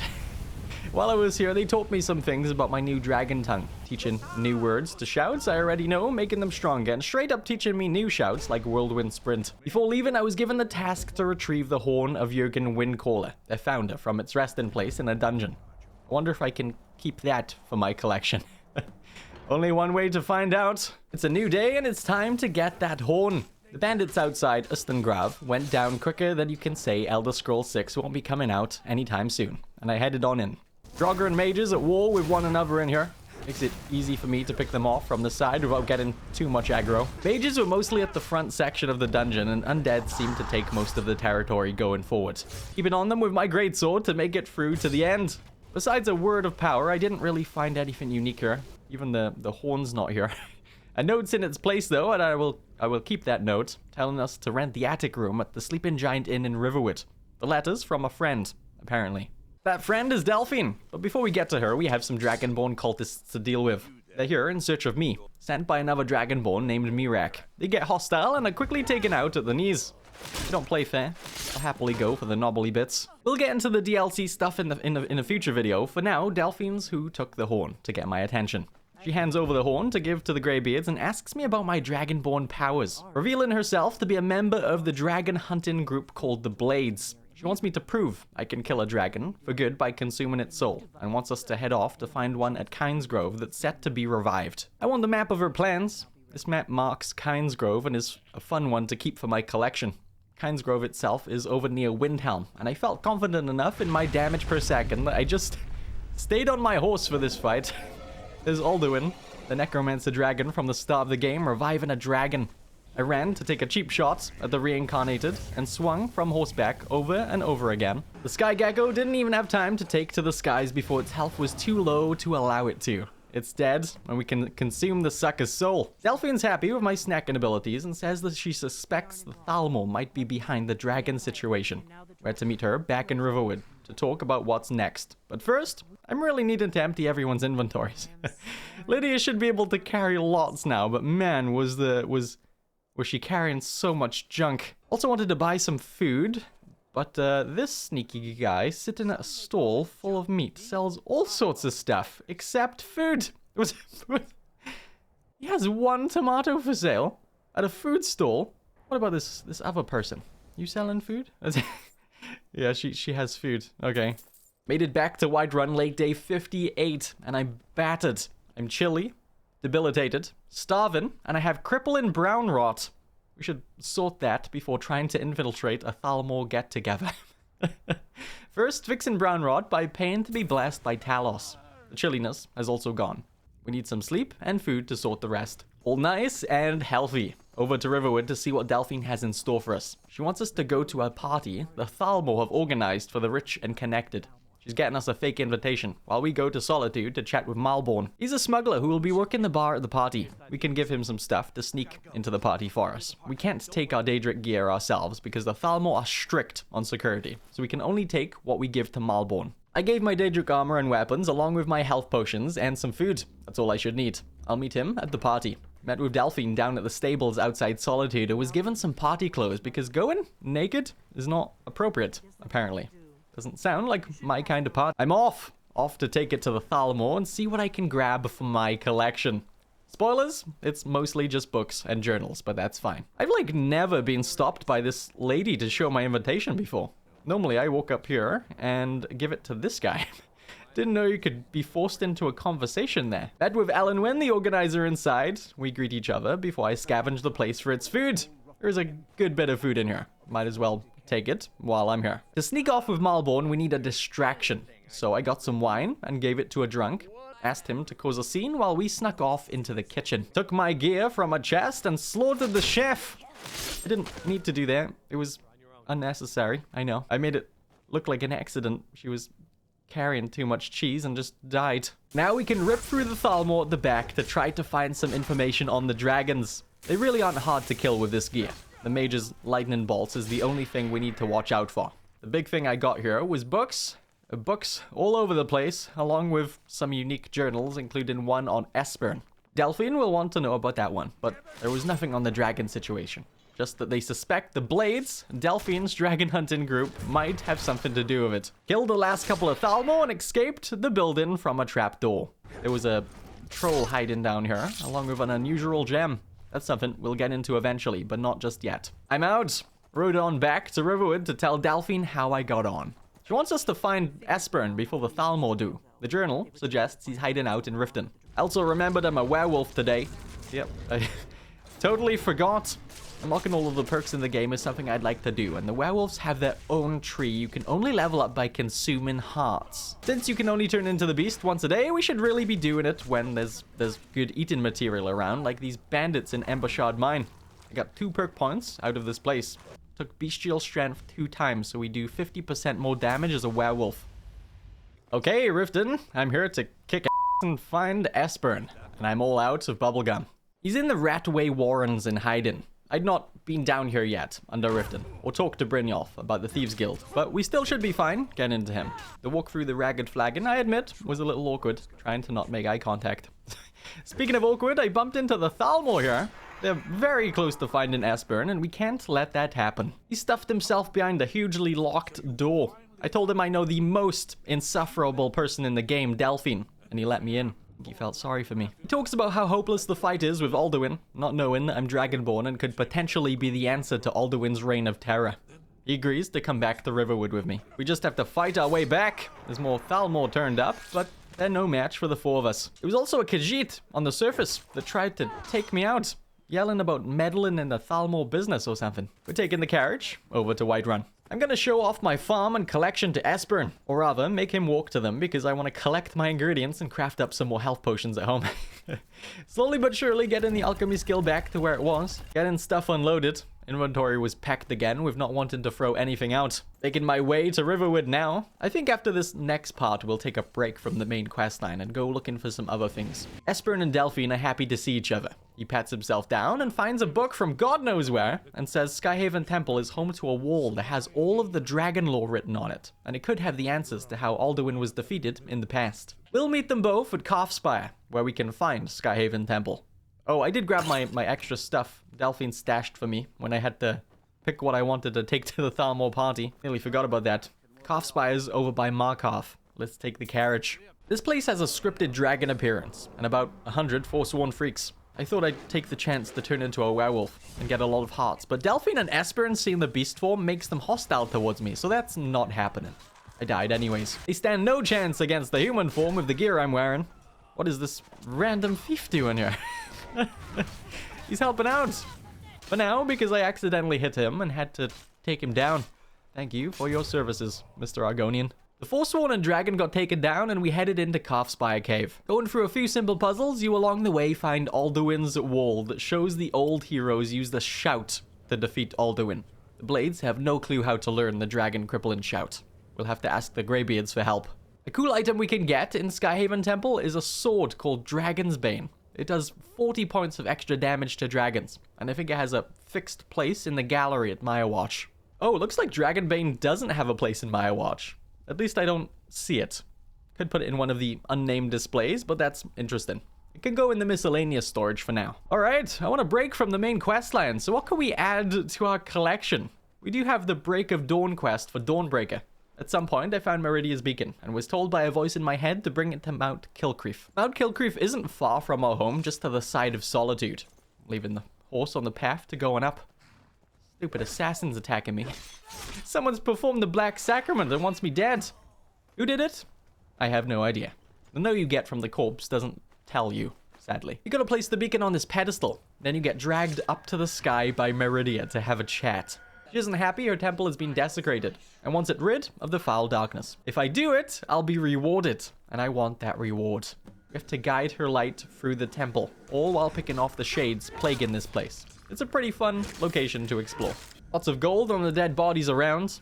Not that I need it, but I'll still take it. The last room has a mage that's given a lot of issues in past playthroughs, but this time around I had likely the easiest fight with him I've ever had. Spammed him with power attacks, killing him, and the shade that pops out of him when he goes down. Cleared the remaining shades and grabbed Dawnbreaker from the ground and took the second one from the pedestal. Meridia is pleased and says I can keep the Dawnbreakers to wield in her name. This is our first Daedric artifact. Many more to collect. And I think I want to go do the Grey Cowl of Nocturnal quest next. I've never done it. I think it got added in Anniversary Edition with the Creation Club stuff. It says it's rumored that the Grey Fox is buried in the cemetery in Riften. If so, he may have been buried with his cowl. Taking the carriage on down. We have to search a dead thief in the graveyard in Riften. Missed this guy getting killed. I think a guard got him. He has a note that says the fox told me he wore the cowl to forget himself and start a new life. Yet, I'm the one who can't remember. Every time we meet, he's a stranger to me. Or was it a she? It doesn't matter. I spoke his words to a beggar. I told her shadows hide you. She slipped me a note that confirms my suspicions. The Grey Fox is dead. And now that I've seen his his headstone, I know for a fact his time is over. And the cowl will be passed on. I'm gonna be the next one to wear it. And when I do, I'll become so rich, I won't need any memories. I'll just buy new ones. I went to Beggar's Row, a little area in Riften where homeless people sleep, and said the phrase "shadow hide you" to one of them, and was given another note that says you're here about a job. You don't know what it's for, but I'm sure you're intrigued. It's alright, you don't need to know everything just yet. There's a strong box in Bolly's house, placed on a dresser next to his bed. Find a way to crack it open. Your instructions for the job are inside. A stranger. The door was locked, and I figured there were people inside, sleeping. My hope was waiting until it's bright out, people would leave to touch grass, making it easier to sneak around in there undetected with my not sneaky at all character. But there was a guard watching the door. I tried to kill him, but every time I tried, I was spotted and given a massive bounty. Reloaded a save and just unlocked the door, getting a much smaller bounty of 5 gold. Ran for the strong box with it being full of people and took some forged deeds. I even managed to persuade the guard to let me go since my bounty is so small. It worked a treat. I did get some instructions along with the deeds. Says you made it this far, which proves you're ready for the real work. But first, let's go over why you're here. You may have heard the Grey Fox is dead. It's true. But the fox lives on in the one who wears the cowl. This job will tell me if that person is you. Who am I? That's not important. Just a stranger who wants to see the cowl passed on to someone who deserves it. As you might expect, the job won't be easy. It requires fast thinking and fast fingers. But get it done, and you'll be worthy of being the next Grey Fox. Take the forged deed in the strong box, then find a woman named Gisli in Solitude. On her should be the real document. You'll retrieve her of her burden, then place the fake in Erica's house. She'll think she misplaced it. When the job is done, find the barrel behind the Winking Skeever for further instructions. A stranger. The Grey Fox has to wait. We have a dragon attack outside Riften, and I'm not leaving without adding its bones to my collection. I've not killed nearly enough dragons in this playthrough yet. If I get close when it first lands, I can get enough damage in to ground it permanently very quickly. At least for these weaker dragons. I'm not sure about the tougher ones. It's dead, and I can grab these bones and suck up its soul, killing it for good. Let's go to Solitude. Had to pickpocket this land title and deed from Gisli. Don't ask why. I know I just read it, but I forgot. Place the forged ones in this dresser in Erica's house, and bam! No idea what I'm doing. But I have another note. In a barrel behind the Winking Skeever, I found the next letter, and the final letter that says you're good. You picked her pockets clean and made the switch. Now you'll need to put those skills to the test and more. In Silverdrift Lair is a tomb that houses an ancient Nord clan. Near a large chest is a corpse with a lantern. Its candle's still burning. It holds a key. When you have the key, open the chest and you'll find a sword that can raise the dead. When you find it, bring it to the grave of the Grey Fox in Riften. It's a small unmarked headstone on the east side of the cemetery. Complete the task and maybe you'll even get to meet him. A stranger. I'm heading for that tomb. It's near Whiterun-ish. I'm not sure if we're getting the Grey Cowl here. Like I said, I've not done this quest. I'd assume we'll end up with it in the end. Kind of fitting I just did my Oblivion playthrough, and now I'm getting around to doing this in Skyrim. It's much cooler actually knowing about the cowl, compared to how it would have been without having played Oblivion. Silverdrift Lair I do know has a dragon priest, but it's not got a mask we can take for our collection. It has some bandits and Draugr in here, and we don't even need to get through the entire location to get the item we're here for. I was to get this sword and bring it to a grave in Riften. I did continue through the place despite not needing to. I was hoping to find something fun to stuff away in a box forever, but I didn't. There was a word of power in here, so it was still worth it. Now to get this sword back to Riften and see what we get. There's a journal at a grave here, telling us that the current Grey Fox is in fact the true heir of the Iceblade clan. After Gisli's associates poisoned his sister and endangered her orphan son, he knew he had to pass on the cowl to someone else and return to his old life. And we get jump scared by the knob. I was not expecting that.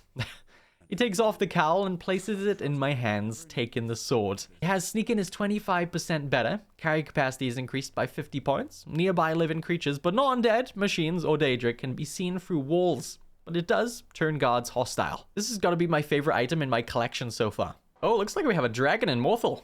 I'm tired and hungry. I wanted to rest before fighting it, but I came back out of the inn and it had left. Sad day. I love how the mask looks on our character. I doubt I'll be wearing it, but it's a super cool item. I'm leaving it in the miscellaneous box for now. Dawnbreaker seems to not have his own spot in the gallery either. What's going on? I'm thinking of moving to Hendrheim. Okay, let's get back on track with the main questline so we can go get that Dragon Priest mask from Skulldolphin, among other things. Right after we sell off some items, I didn't want to add to my collection first at Whiterun. They're weighing me down, okay? Now for real, let's go carry on with the questline. Climbing back up the mountain to High Hrothgar, this time using a horse to awkwardly climb the side instead of taking the stairs. They took the horn I'd not returned yet, and I did try to pickpocket it back, but it wasn't in his inventory as an option to steal, sadly. It's gone forever. We did get the last word to Unrelenting Force, though. The most iconic shout from the game, now allowing me to use my voice to ragdoll people around. As for the dragon crippling shout, it's called Dragon Rend, but the Greybeards can't teach it to me. I need to have a word with their leader, Parthenax, on the top of the mountain. I was taught one last word from the Greybeards called Clear Skies to allow me to rid the mountain of its harsh weather, allowing for further travel up it. Parthenax is a dragon. One that was very close to Alduin back in the day, but has since changed his ways. He says he can't teach me the shout either, but tells me I can use an Elder Scroll to learn it. Before we get the Elder Scroll, we have a fun collectible to get right here at the very top of the mountain. Scaling just a little further up, you find a pickaxe called the Notched Pickaxe, referencing Notch, the creator of Minecraft. I took it and mined the ebony ore up here. The ore being the highest vein in the entirety of Skyrim feels like an important item to keep as well. I know what it looks like. You might think I had fallen off the mountain and died, and if you were thinking that, you would be correct. I'm as dead as they come. And I'm just making it home to my watch. My inventory space, despite being kinda large and having 2 pack meals with Lydia and Hilda, is struggling a lot lately, it feels like, so I want to sort it out some. Emptying things out, we're still up to 360 plus out of my carry space taken. There's a skill we can get that makes heavy armor weigh nothing and doesn't slow us down when worn, and I'm the smallest touch away from leveling to level 70 heavy armor to unlock it. Aha! These bandits will do nicely. Smack me up, suckers. There we go, level 70. I have 6 perk points to spend. First, I'm taking Juggernaut number 4 for 80% increased armor rating for heavy armor. I have to take Fists of Steel. Doesn't help us any because we don't use unarmed attacks. Maybe we can get into some barb rolls in the future. We can get cushioned after that for half damage from falling if we're wearing all heavy armor. Can confirm I jumped off something somewhat high later and didn't break my legs. Just a sprain. Now that we've hit level 70 heavy armor, we can take conditioning for having heavy armor weigh nothing. I also took Tower of Strength, so we stagger 50% less with a heavy armor. And speaking of staggering, I took matching set to get a staggeringly over the armor cap for our set, but who cares? We can switch it up with weaker sets now without having to worry about actually being weak. And I want all of the perks unlocked by the end of the playthrough anyways. That takes us down pretty good in the weight department. And look at that barbarically pointless armor rating of 1, 2, 3, 4. I know potions are weighing me down a lot. Carrying too many really, ready to sell. Sold some, but I just packed away a load of them near the alchemy table back home so we can just carry a few to sell and grab more to sell when we run out. Took my carry weight down to about 100. That's great. Made it to Winterhold day 72. I'm looking for that Elder Scroll. Talking to an orc in the Arcanium about if he knows where I can find one. He pulls out all of the books he has on them. We get to chatting about one specific book and a man called Septimus who could help. Turns out, Septimus lives in the middle of freaking nowhere behind Winterhold in this iceberg. Dig, Dwemer in the beyond. I'll know your lost unknown and rise to your depths. He seems to have lost the plot. iPhone users, am I right? He gives me a lexicon that will help get in an Elder Scroll, and a location called Alftand. The deepest doors of the Dwemer listen for singing. Plays the attitude of notes, proper for opening, he says about the lexicon. I did take his jug, too, for my collection, and his poop bucket. He caught me and wasn't happy about it. I had to knock him and run. He can't die because he is essential for another quest along with this one, but he went down to his knees. This quest leads you to Blackreach, easily one of my favorite areas in the game, but we have to go through Alfton before we can get there. Made sure to be thorough here with my looting. I got some fun journals from outside the area, for example, and then headed on in to deal with the Dwemer machines. Lots and lots and lots of Dwemer machines. They aren't an issue for us now. I'm way ahead of the game with this Daedric stuff on roids. And you know what they say about roids. They shrink your fun stuff down, making fights slightly more dull. I love being overpowered, but it does, after a while, make fighting not so intense and fun, I guess. It's okay. I'm here for the items I can collect, not the good times. Palmer down here too. Not any more trouble than the machines, really.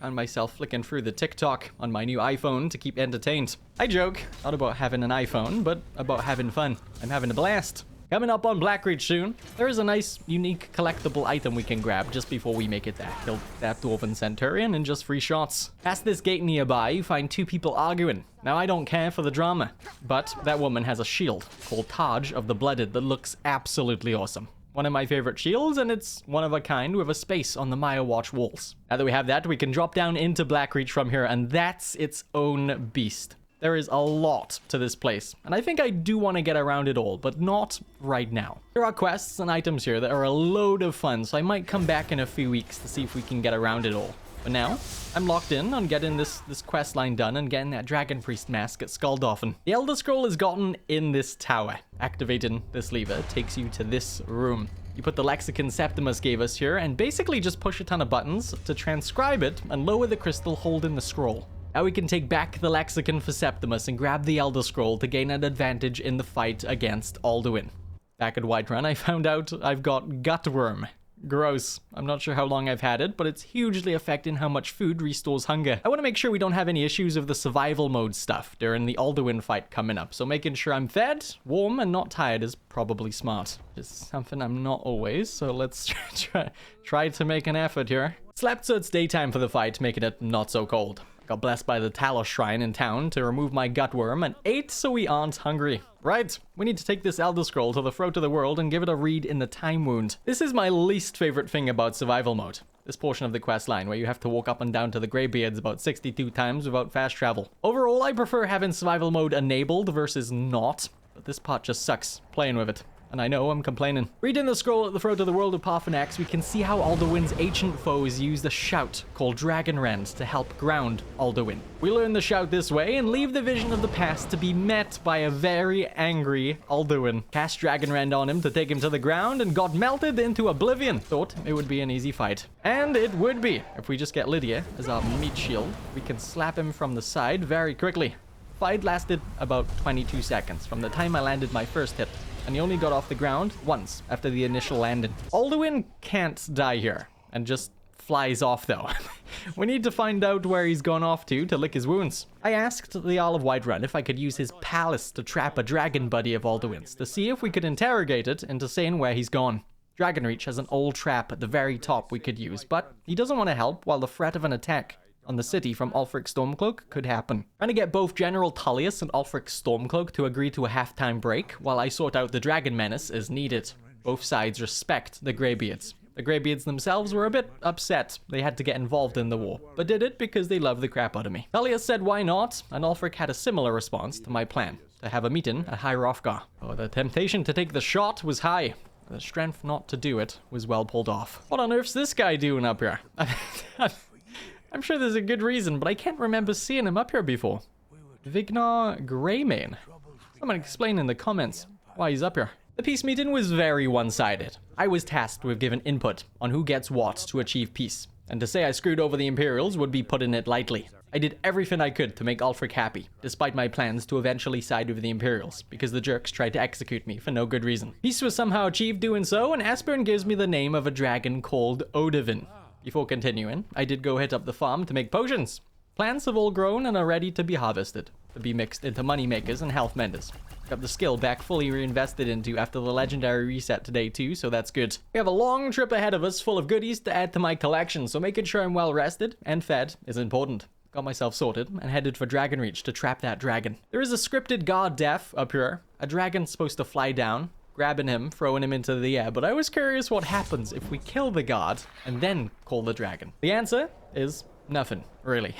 The dragon just shows up as you'd expect. Reloaded and let him meet his fate as intended by our Lord and Savior, Todd Howard. He's dead, and I took his stuff to add to my miscellaneous box of junk. Shouted Dragonrend at Odivin to bring him down and lure him into the structure where he got the trap sprung around his neck. He says some dragons have started to doubt Alduin's reign, him included, and offers to take me where Alduin is hiding if I release him. Alduin's actually using an active portal to Sovngarde to go through. He has a soul snare there, and that's where we'll find him. It's located at the Skuldolphin Temple, and is a bit of a wild ride. Odivin drops me off in the Draugr-infested nest, saying he'd look for my return or Alduin's. Now this place is massive, full of undead and dragons to kill. making sure to check every inch of the area. But the main things I collected was a lot of dragon drops. Killed a pretty tough Draugr, pretty good, and took his diamond claw. We can use that to open the way ahead and grab the lightning storm call shout. But more importantly, I can add it to my collection. And back outside to the portal to Sovngarde was the dragon priest I started the questline for. All of this was building up to this moment. Now I want his mask, but I also want the staff he uses. It's a weird one though, because it's easy to get the mask by just killing him. But the staff took a few reloads to get, because the priest quickly takes the staff to close the portal, not allowing you to enter. If you're quick, you can get into the portal without him having time to take it, but I want the staff. So we have to let him pick up the staff, kill him very quickly, and loot his corpse, taking the mask and staff, and then run in as fast as we can through the portal before it closes. If you're too late, then the game forces you to use the staff to reopen the portal, and you can't take the staff back. So reloading over and over until I managed to get into the portal without needing to use the staff was what we had to do. I got there in the end, and there is the staff still in my inventory. Along with his mask that gives plus 50 magicka, and destruction and restoration spells cost 20% less to cast. We have a couple more things to get. Clearing the mist in Sovngarde, following the path, you make it to the Hall of Valor, where you have to fight this meathead to gain access. It was done easily, and now we could take the bone bridge to the hall. You meet the heroes that sent Alduin forward in time here, but there's a couple of unique items in here too. There is a lot of golden tableware, but we can't take any of it, sadly. This giant roasted ox head, though, we can take, along with some roasted ox legs. There's 2 of those, and you can only find them here, I believe. We also can't return to Sovngarde or Skaldorfen in general after this quest, so you gotta make sure to grab this stuff. The big fight wasn't so big. The ancient heroes helped me clear the mist, forcing Alduin to challenge us. Dragon rendered him, and while using them as bait, I just picked away at his health from the side, not even giving him time to take off from the ground after the first time he touched the grass. He's dead, and the world is saved. But now,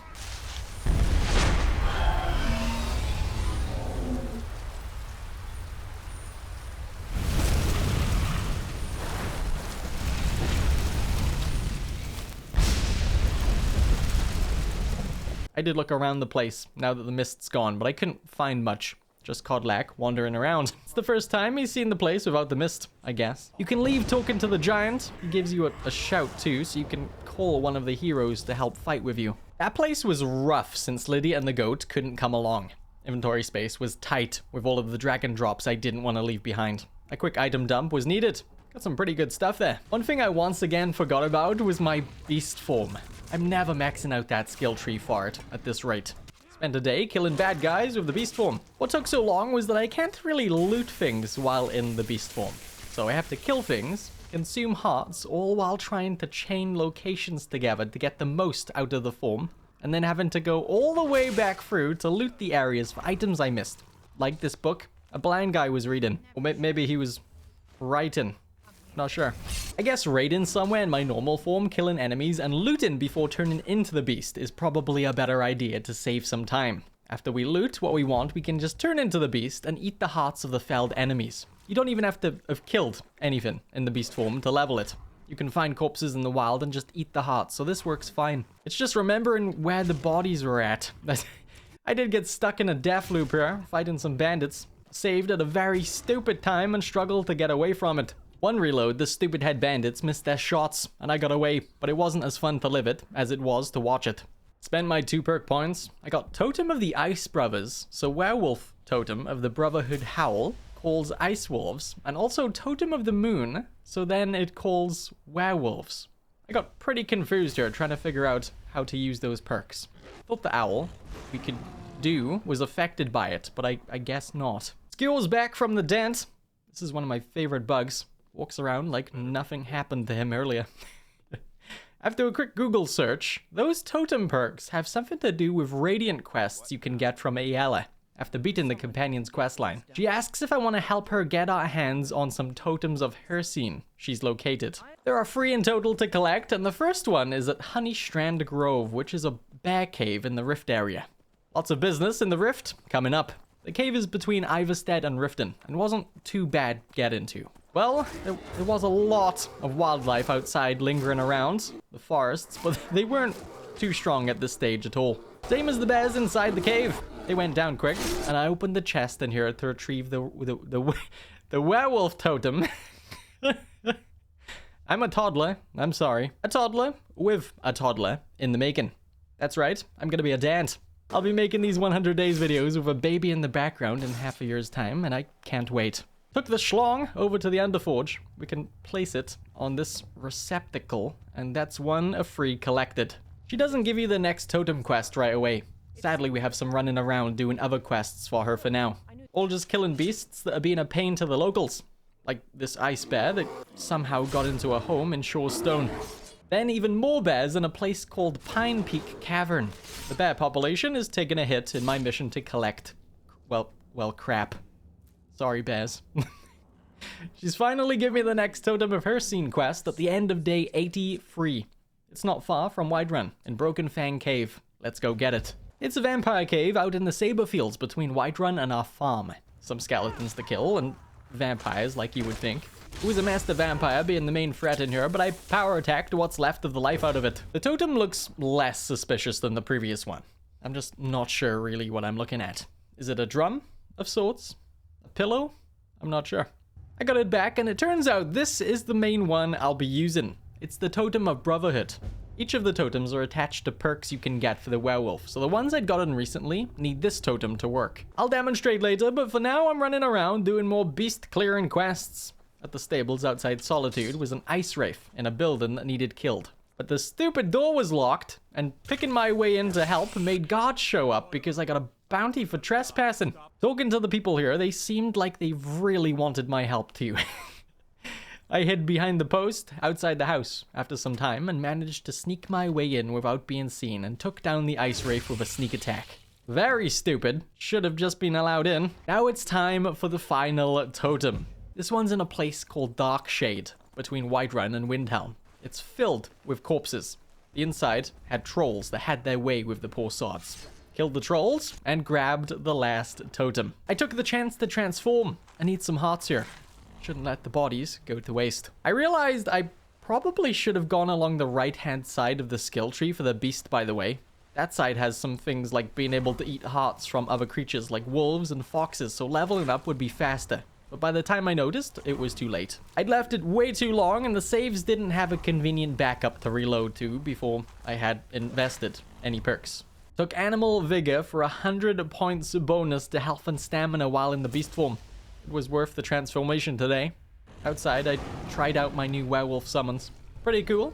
They ragdoll enemies around pretty good. Got the last totem back to the Underforge, and we are done. I can't take these home with me, which is unfortunate. But they're displayed here on these stones, and it's all I could ask for. Trying my best to put aside that I want them in my house. They're okay there. I'm fine. We're likely not maxing out the skill tree for the beast form in this video, since I do want to get all of the Dragon Priest masks that came out of the game on launch day before we run out of time too. We can just work on heart consuming whenever I get the chance. Or remember that it exists. The next mask is gotten by doing the College of Winterhold questline, and is called Morokai. The college questline is kinda short, so we should be fine with just 14 days left.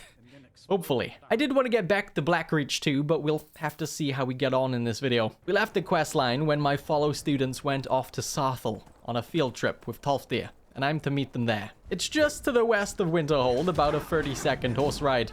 Just got some pesky trolls to kill on the outside. This questline throws you straight into collecting some goods worth keeping, like these enchanted rings on the ground and the Sarthal amulet. There's a lot of mystery to this place. We chat with a member of the Sigic Order and find this mystery orb looking thing. I can speak. Got this unique staff belonging to this Draugr. There was an army of undead to deal with, but this last one went down in just one shot. Tolfdir asks me to go tell the Archmage of our discovery while he sits with the orb. You do get a new word of power for the ice form shout at the exit to this place. Gotta get back and tell the Archmage. Well, I would, if my stupid horse decided to work. I can't get on it. I guess we're walking. The temptation to use my faster beast form to get there is high. It's only a short distance, so I shouldn't though. Zavos! This is our first time chatting. Please don't tell me that another one of the apprentices has been incinerated. I have enough to deal with right now. I told him of the discovery, which led me to the orc librarian, who said the books he had on Sarthal had been stolen by someone who ran off with some conjurers. Let's go get them back. I carried from Windhelm to Whiterun to get my horse back, and now I'm in an epic dragon fight from horseback. It looks cool chasing it around the fields until the fighting starts, and it's just a glitchy mess. I still love it.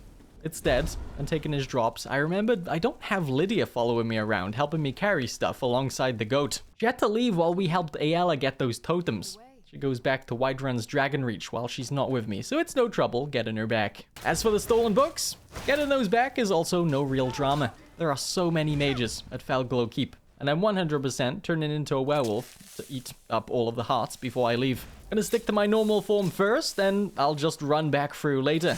Bound to get a nice level out of this place. There's so much food. Found the knob that stole the books. I told him I didn't need his help getting the books back, after he just handed them over to some mages, and they tossed him in jail. I hope the collar turned you inside out. I've come for the books, caller, if that is your real name. With my high speech, I convinced her to let me just have the books back. But I stuck my 5-foot knife in her back when she wasn't looking and took them. Then left, forgetting to eat the bodies.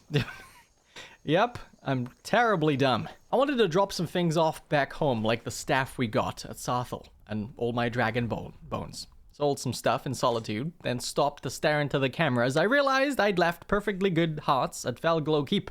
My disappointment with myself only grows. Returning to the keep, I find not a corpse in sight to eat. They already despawned. I went back to the orc, who points out a particularly interesting book, that's a very hard word, called Night of Tears, with info helping us progress the questline. A Sigic monk said the crap's about to hit the fan.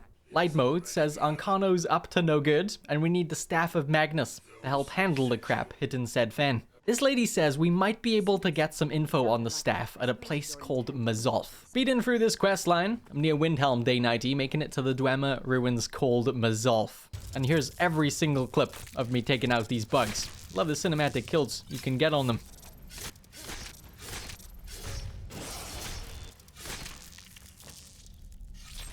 Made it to the end and found the exact location of the staff on a map being projected onto its wall. It's in Labyrinthian. That's the same place we got the wooden mask from earlier. Don't mind me, just enjoying my favorite bug in the entire game for a minute. I've got the flying horse bug, and it's kinda easy to control it. I tried to find my way back over to Winterhold to report my findings, but I mistaked a mountain for some water, and tried to get off and land in it safely. But nope, broke every bone in my body on that fall. As for the college, Ancano has indeed been up to no good while I've been gone, and is trying to use the Eye of Magnus's power for bad. The Archmage tries to stop him, but Ancano blasts the heck out of him, and he's dead. Just gonna toss this over here, and... What's going on? What happened in there? Not much for Elder. Ancano is a force field around him, and we have to find a way to get through. The Staff of Magnus is probably needed. Winterhold's under attack by magic anomalies. Winterhold's under attack by magic anomalies, but with this build, we can tank them pretty good. One chased my horse to the edge of an icy cliff. It was very dramatic, chasing it down, but I made the save. Let's get to Labyrinthian. I came here earlier and got the wooden mask. We'll have to come back after finishing this quest with it to get the 10th secret mask. Banged on the ceremonial door to get on in. There's a skeleton dragon real close to the entrance. It's easy to run past, but with this character I can kill it with just 2 power attacks. Very weak dragon. It's cool that its burial ground is inside a location, rather than outside though. The priest talks to you, draining your magicka as you go throughout the location, which was actually a little bit frustrating. I used the basic healing spell to save on potions a lot, so there was a lot more waiting around than normal for the magicka to come back. I'll get my revenge when I see him. Plenty of Draugr on the way. You can say that about 90% of the game's locations. Skeletons too. I love fighting these guys. Them falling apart at the smallest knock is very satisfying. There's these spectral Draugr too that have some cool looking spectral weapons. Making sure to grab one of each kind we can find. Other than the loot from the Dragon Priest, we also get a new word to the slow time shout. I'd like to get all of the shouts at some point. Bam! We made it! Killed the 2 ghosties, making some sort of shield around the priest, forcing him to challenge us. Got a couple cheap shots in and chased him around like rent was due, and he wasn't paying up. There's the Staff of Magnus and Mordecai's mask. Mask number 9. Oh, one of Ancano's friends turned up, trying to intercept. Nothing personal. You fool. Ooh, found a flawless diamond in a chest. Nice. Okay, let's go home and get those other masks. Labyrinthian is actually very, very close to my watch, so the trip won't take too long at all. Pick these suckers all up, and if we go back to this middle area that's ruined and put on the wooden mask like earlier, we can see it all fixed up, looking like a new build. We can put the other 8 masks we've collected on all of these little stands to reveal just one more mask to take. And we can take all of the other masks back and take off the wooden one to go back. Actually really like this 10th mask for the build. When health is low, has a chance to heal, wearer, and damage nearby enemies. It could save some potions, and time in general, allowing me to continue to brute force my way through areas collecting stuff. It's also heavy armor, so that fits, and my armor rating is so high that we're still over the armor rating cap without having to improve the mask. I think we do lose the benefit of the matching set perk, but it doesn't really matter, like I said. Now we can fill in all of these mask displays at my watch. Well, except the middle ones. The middle 3. Anyway, those were added in the Dragonborn DLC, and I want to have enough days left to get those. Obviously, this one's coming with me, part of my armor set going forward. Me, the Staff of Magnus, and my new mask are headed for Ancano at the college. We can use the staff to break through barriers created by Ancano, and to chill out the Eye of Magnus, allowing us to do damage to Ancano. He's invulnerable when it's activated. I wasn't ready. He's hitting like a truck with his lightning spells. We're both a bit of a glass cannon against each other. It's about getting hits in first, and if not, spamming healing potions. He died in just 2 hits when I managed to connect. The college, and potentially Skyrim, is saved, and the Sigic Order comes in to take the eye to safeguard it now. Wow, I cannot speak today. Sigic Order comes in to take the eye to safeguard it, for now, thankfully. We get the Archmage's robes to add to our collection, along with the Archmage's quarters. There's some fun bits to take in here too. We'll make sure to get some good things collected for the last week, but first, a trip to the farm was due.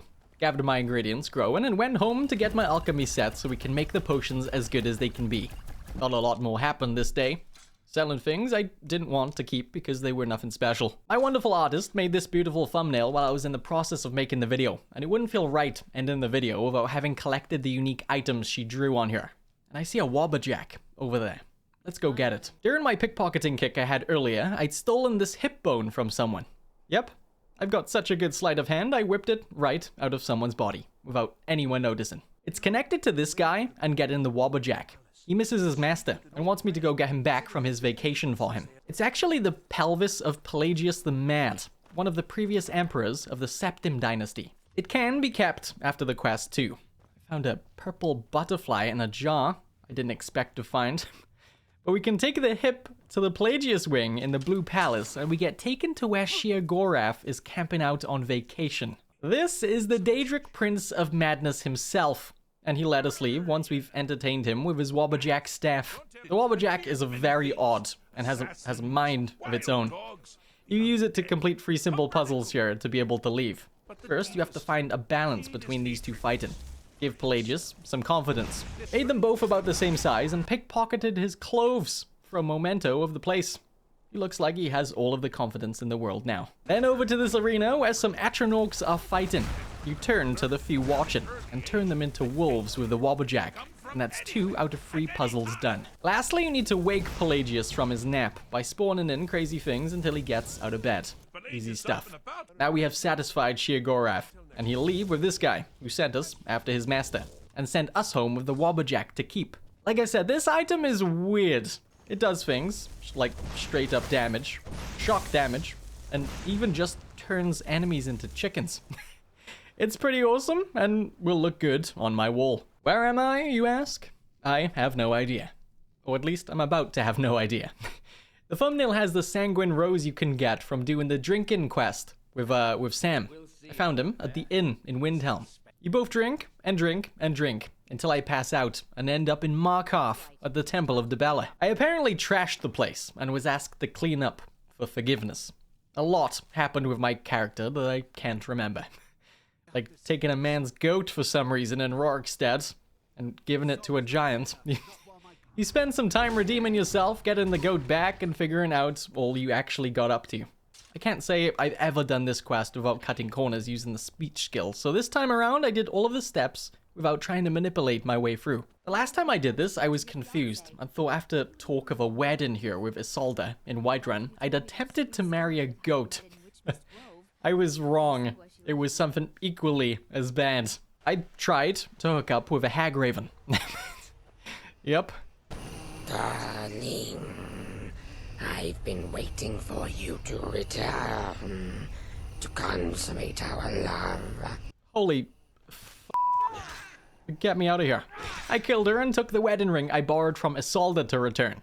She gave me the name of the location we were going to have a ceremony at. I said to her, while out of it, that I had some sort of magic staff there that would handle all of the guests. That's the staff we are after.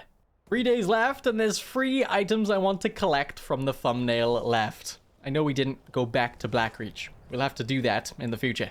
I made it to where the ceremony was going to happen, and it's littered with mages. Might be a good place to chow on some blood pumps. Yeah, there are a lot in here for sure. Killed them all and ran back through in my beast form to eat all of the hearts I could find. Got 1 level up from it and spent it on Gorgon, so feeding heals twice as much health. I let the form die out and went into some sort of portal that led me to Sam, who turns out is Sanguine, a Daedric prince. He chose me to jump through these hoops and is rewarding me with the Sanguine Rose and sent me back to the regular world. That staff allows me to summon a Dromora for 60 seconds. Pretty cool, and just like the Wobberjack, will look pretty great on my wall. There is a bee in a jar item in the thumbnail too. You get it from the Golden Glow estate, but I had no idea how locked down this place is before doing the Thieves Guild questline. Like, I straight up can't get in here to get the bee. Tried with my horse too, who's a master rock climbing, I might add, and there was no way I was getting in. I don't really want to start the Thieves Guild questline with no time left in the video. So I forced that horse bug by exiting the game, quick saving on a horse, and coming back to try to airdrop into Golden Glow. It didn't work for a long time. Broke my legs more times than I could count, until I dismounted the horse, perfectly landing on the roof of the building. The horse is safe in the water over there. I'm getting that stupid bee in a jar. The enemies in here are angry, the same as they would be in the Thieves Guild questline, and I can simply take the bee in the jar, sat on this dresser. I'll be back for you later. Or I could forget, if you're lucky. I'll probably forget. Alright, I've encountered another problem. I can't seem to leave. The force field works both ways.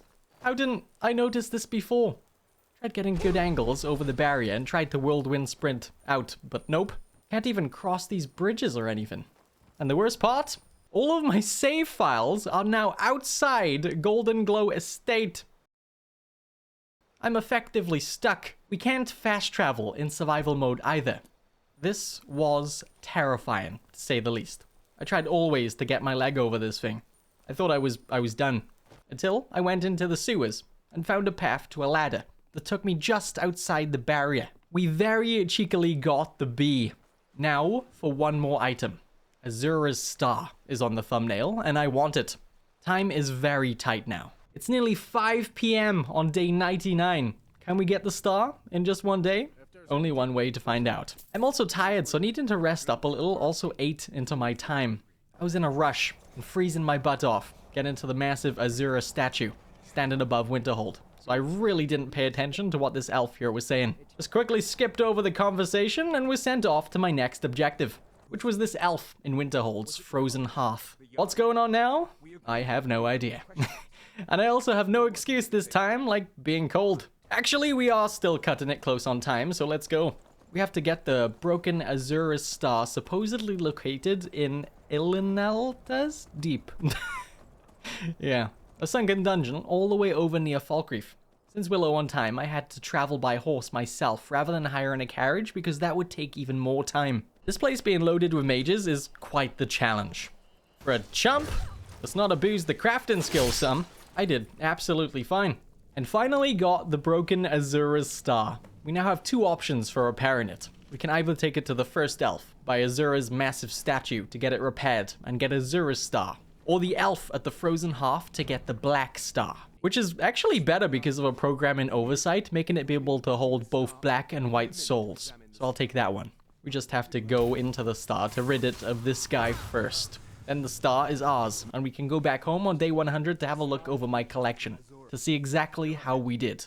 There is still so much stuff to collect and do. Let me know what we should get in part 2. As for part 1, here is what we got. Starting with my book collection. I have all of my spell tombs on display, but the shelves are nearly full, so I'll likely move them over to the right bookcase storage with infinite space at some point. On the left, I have all sorts of books, journals, notes, all of it. I think it's fun to keep these.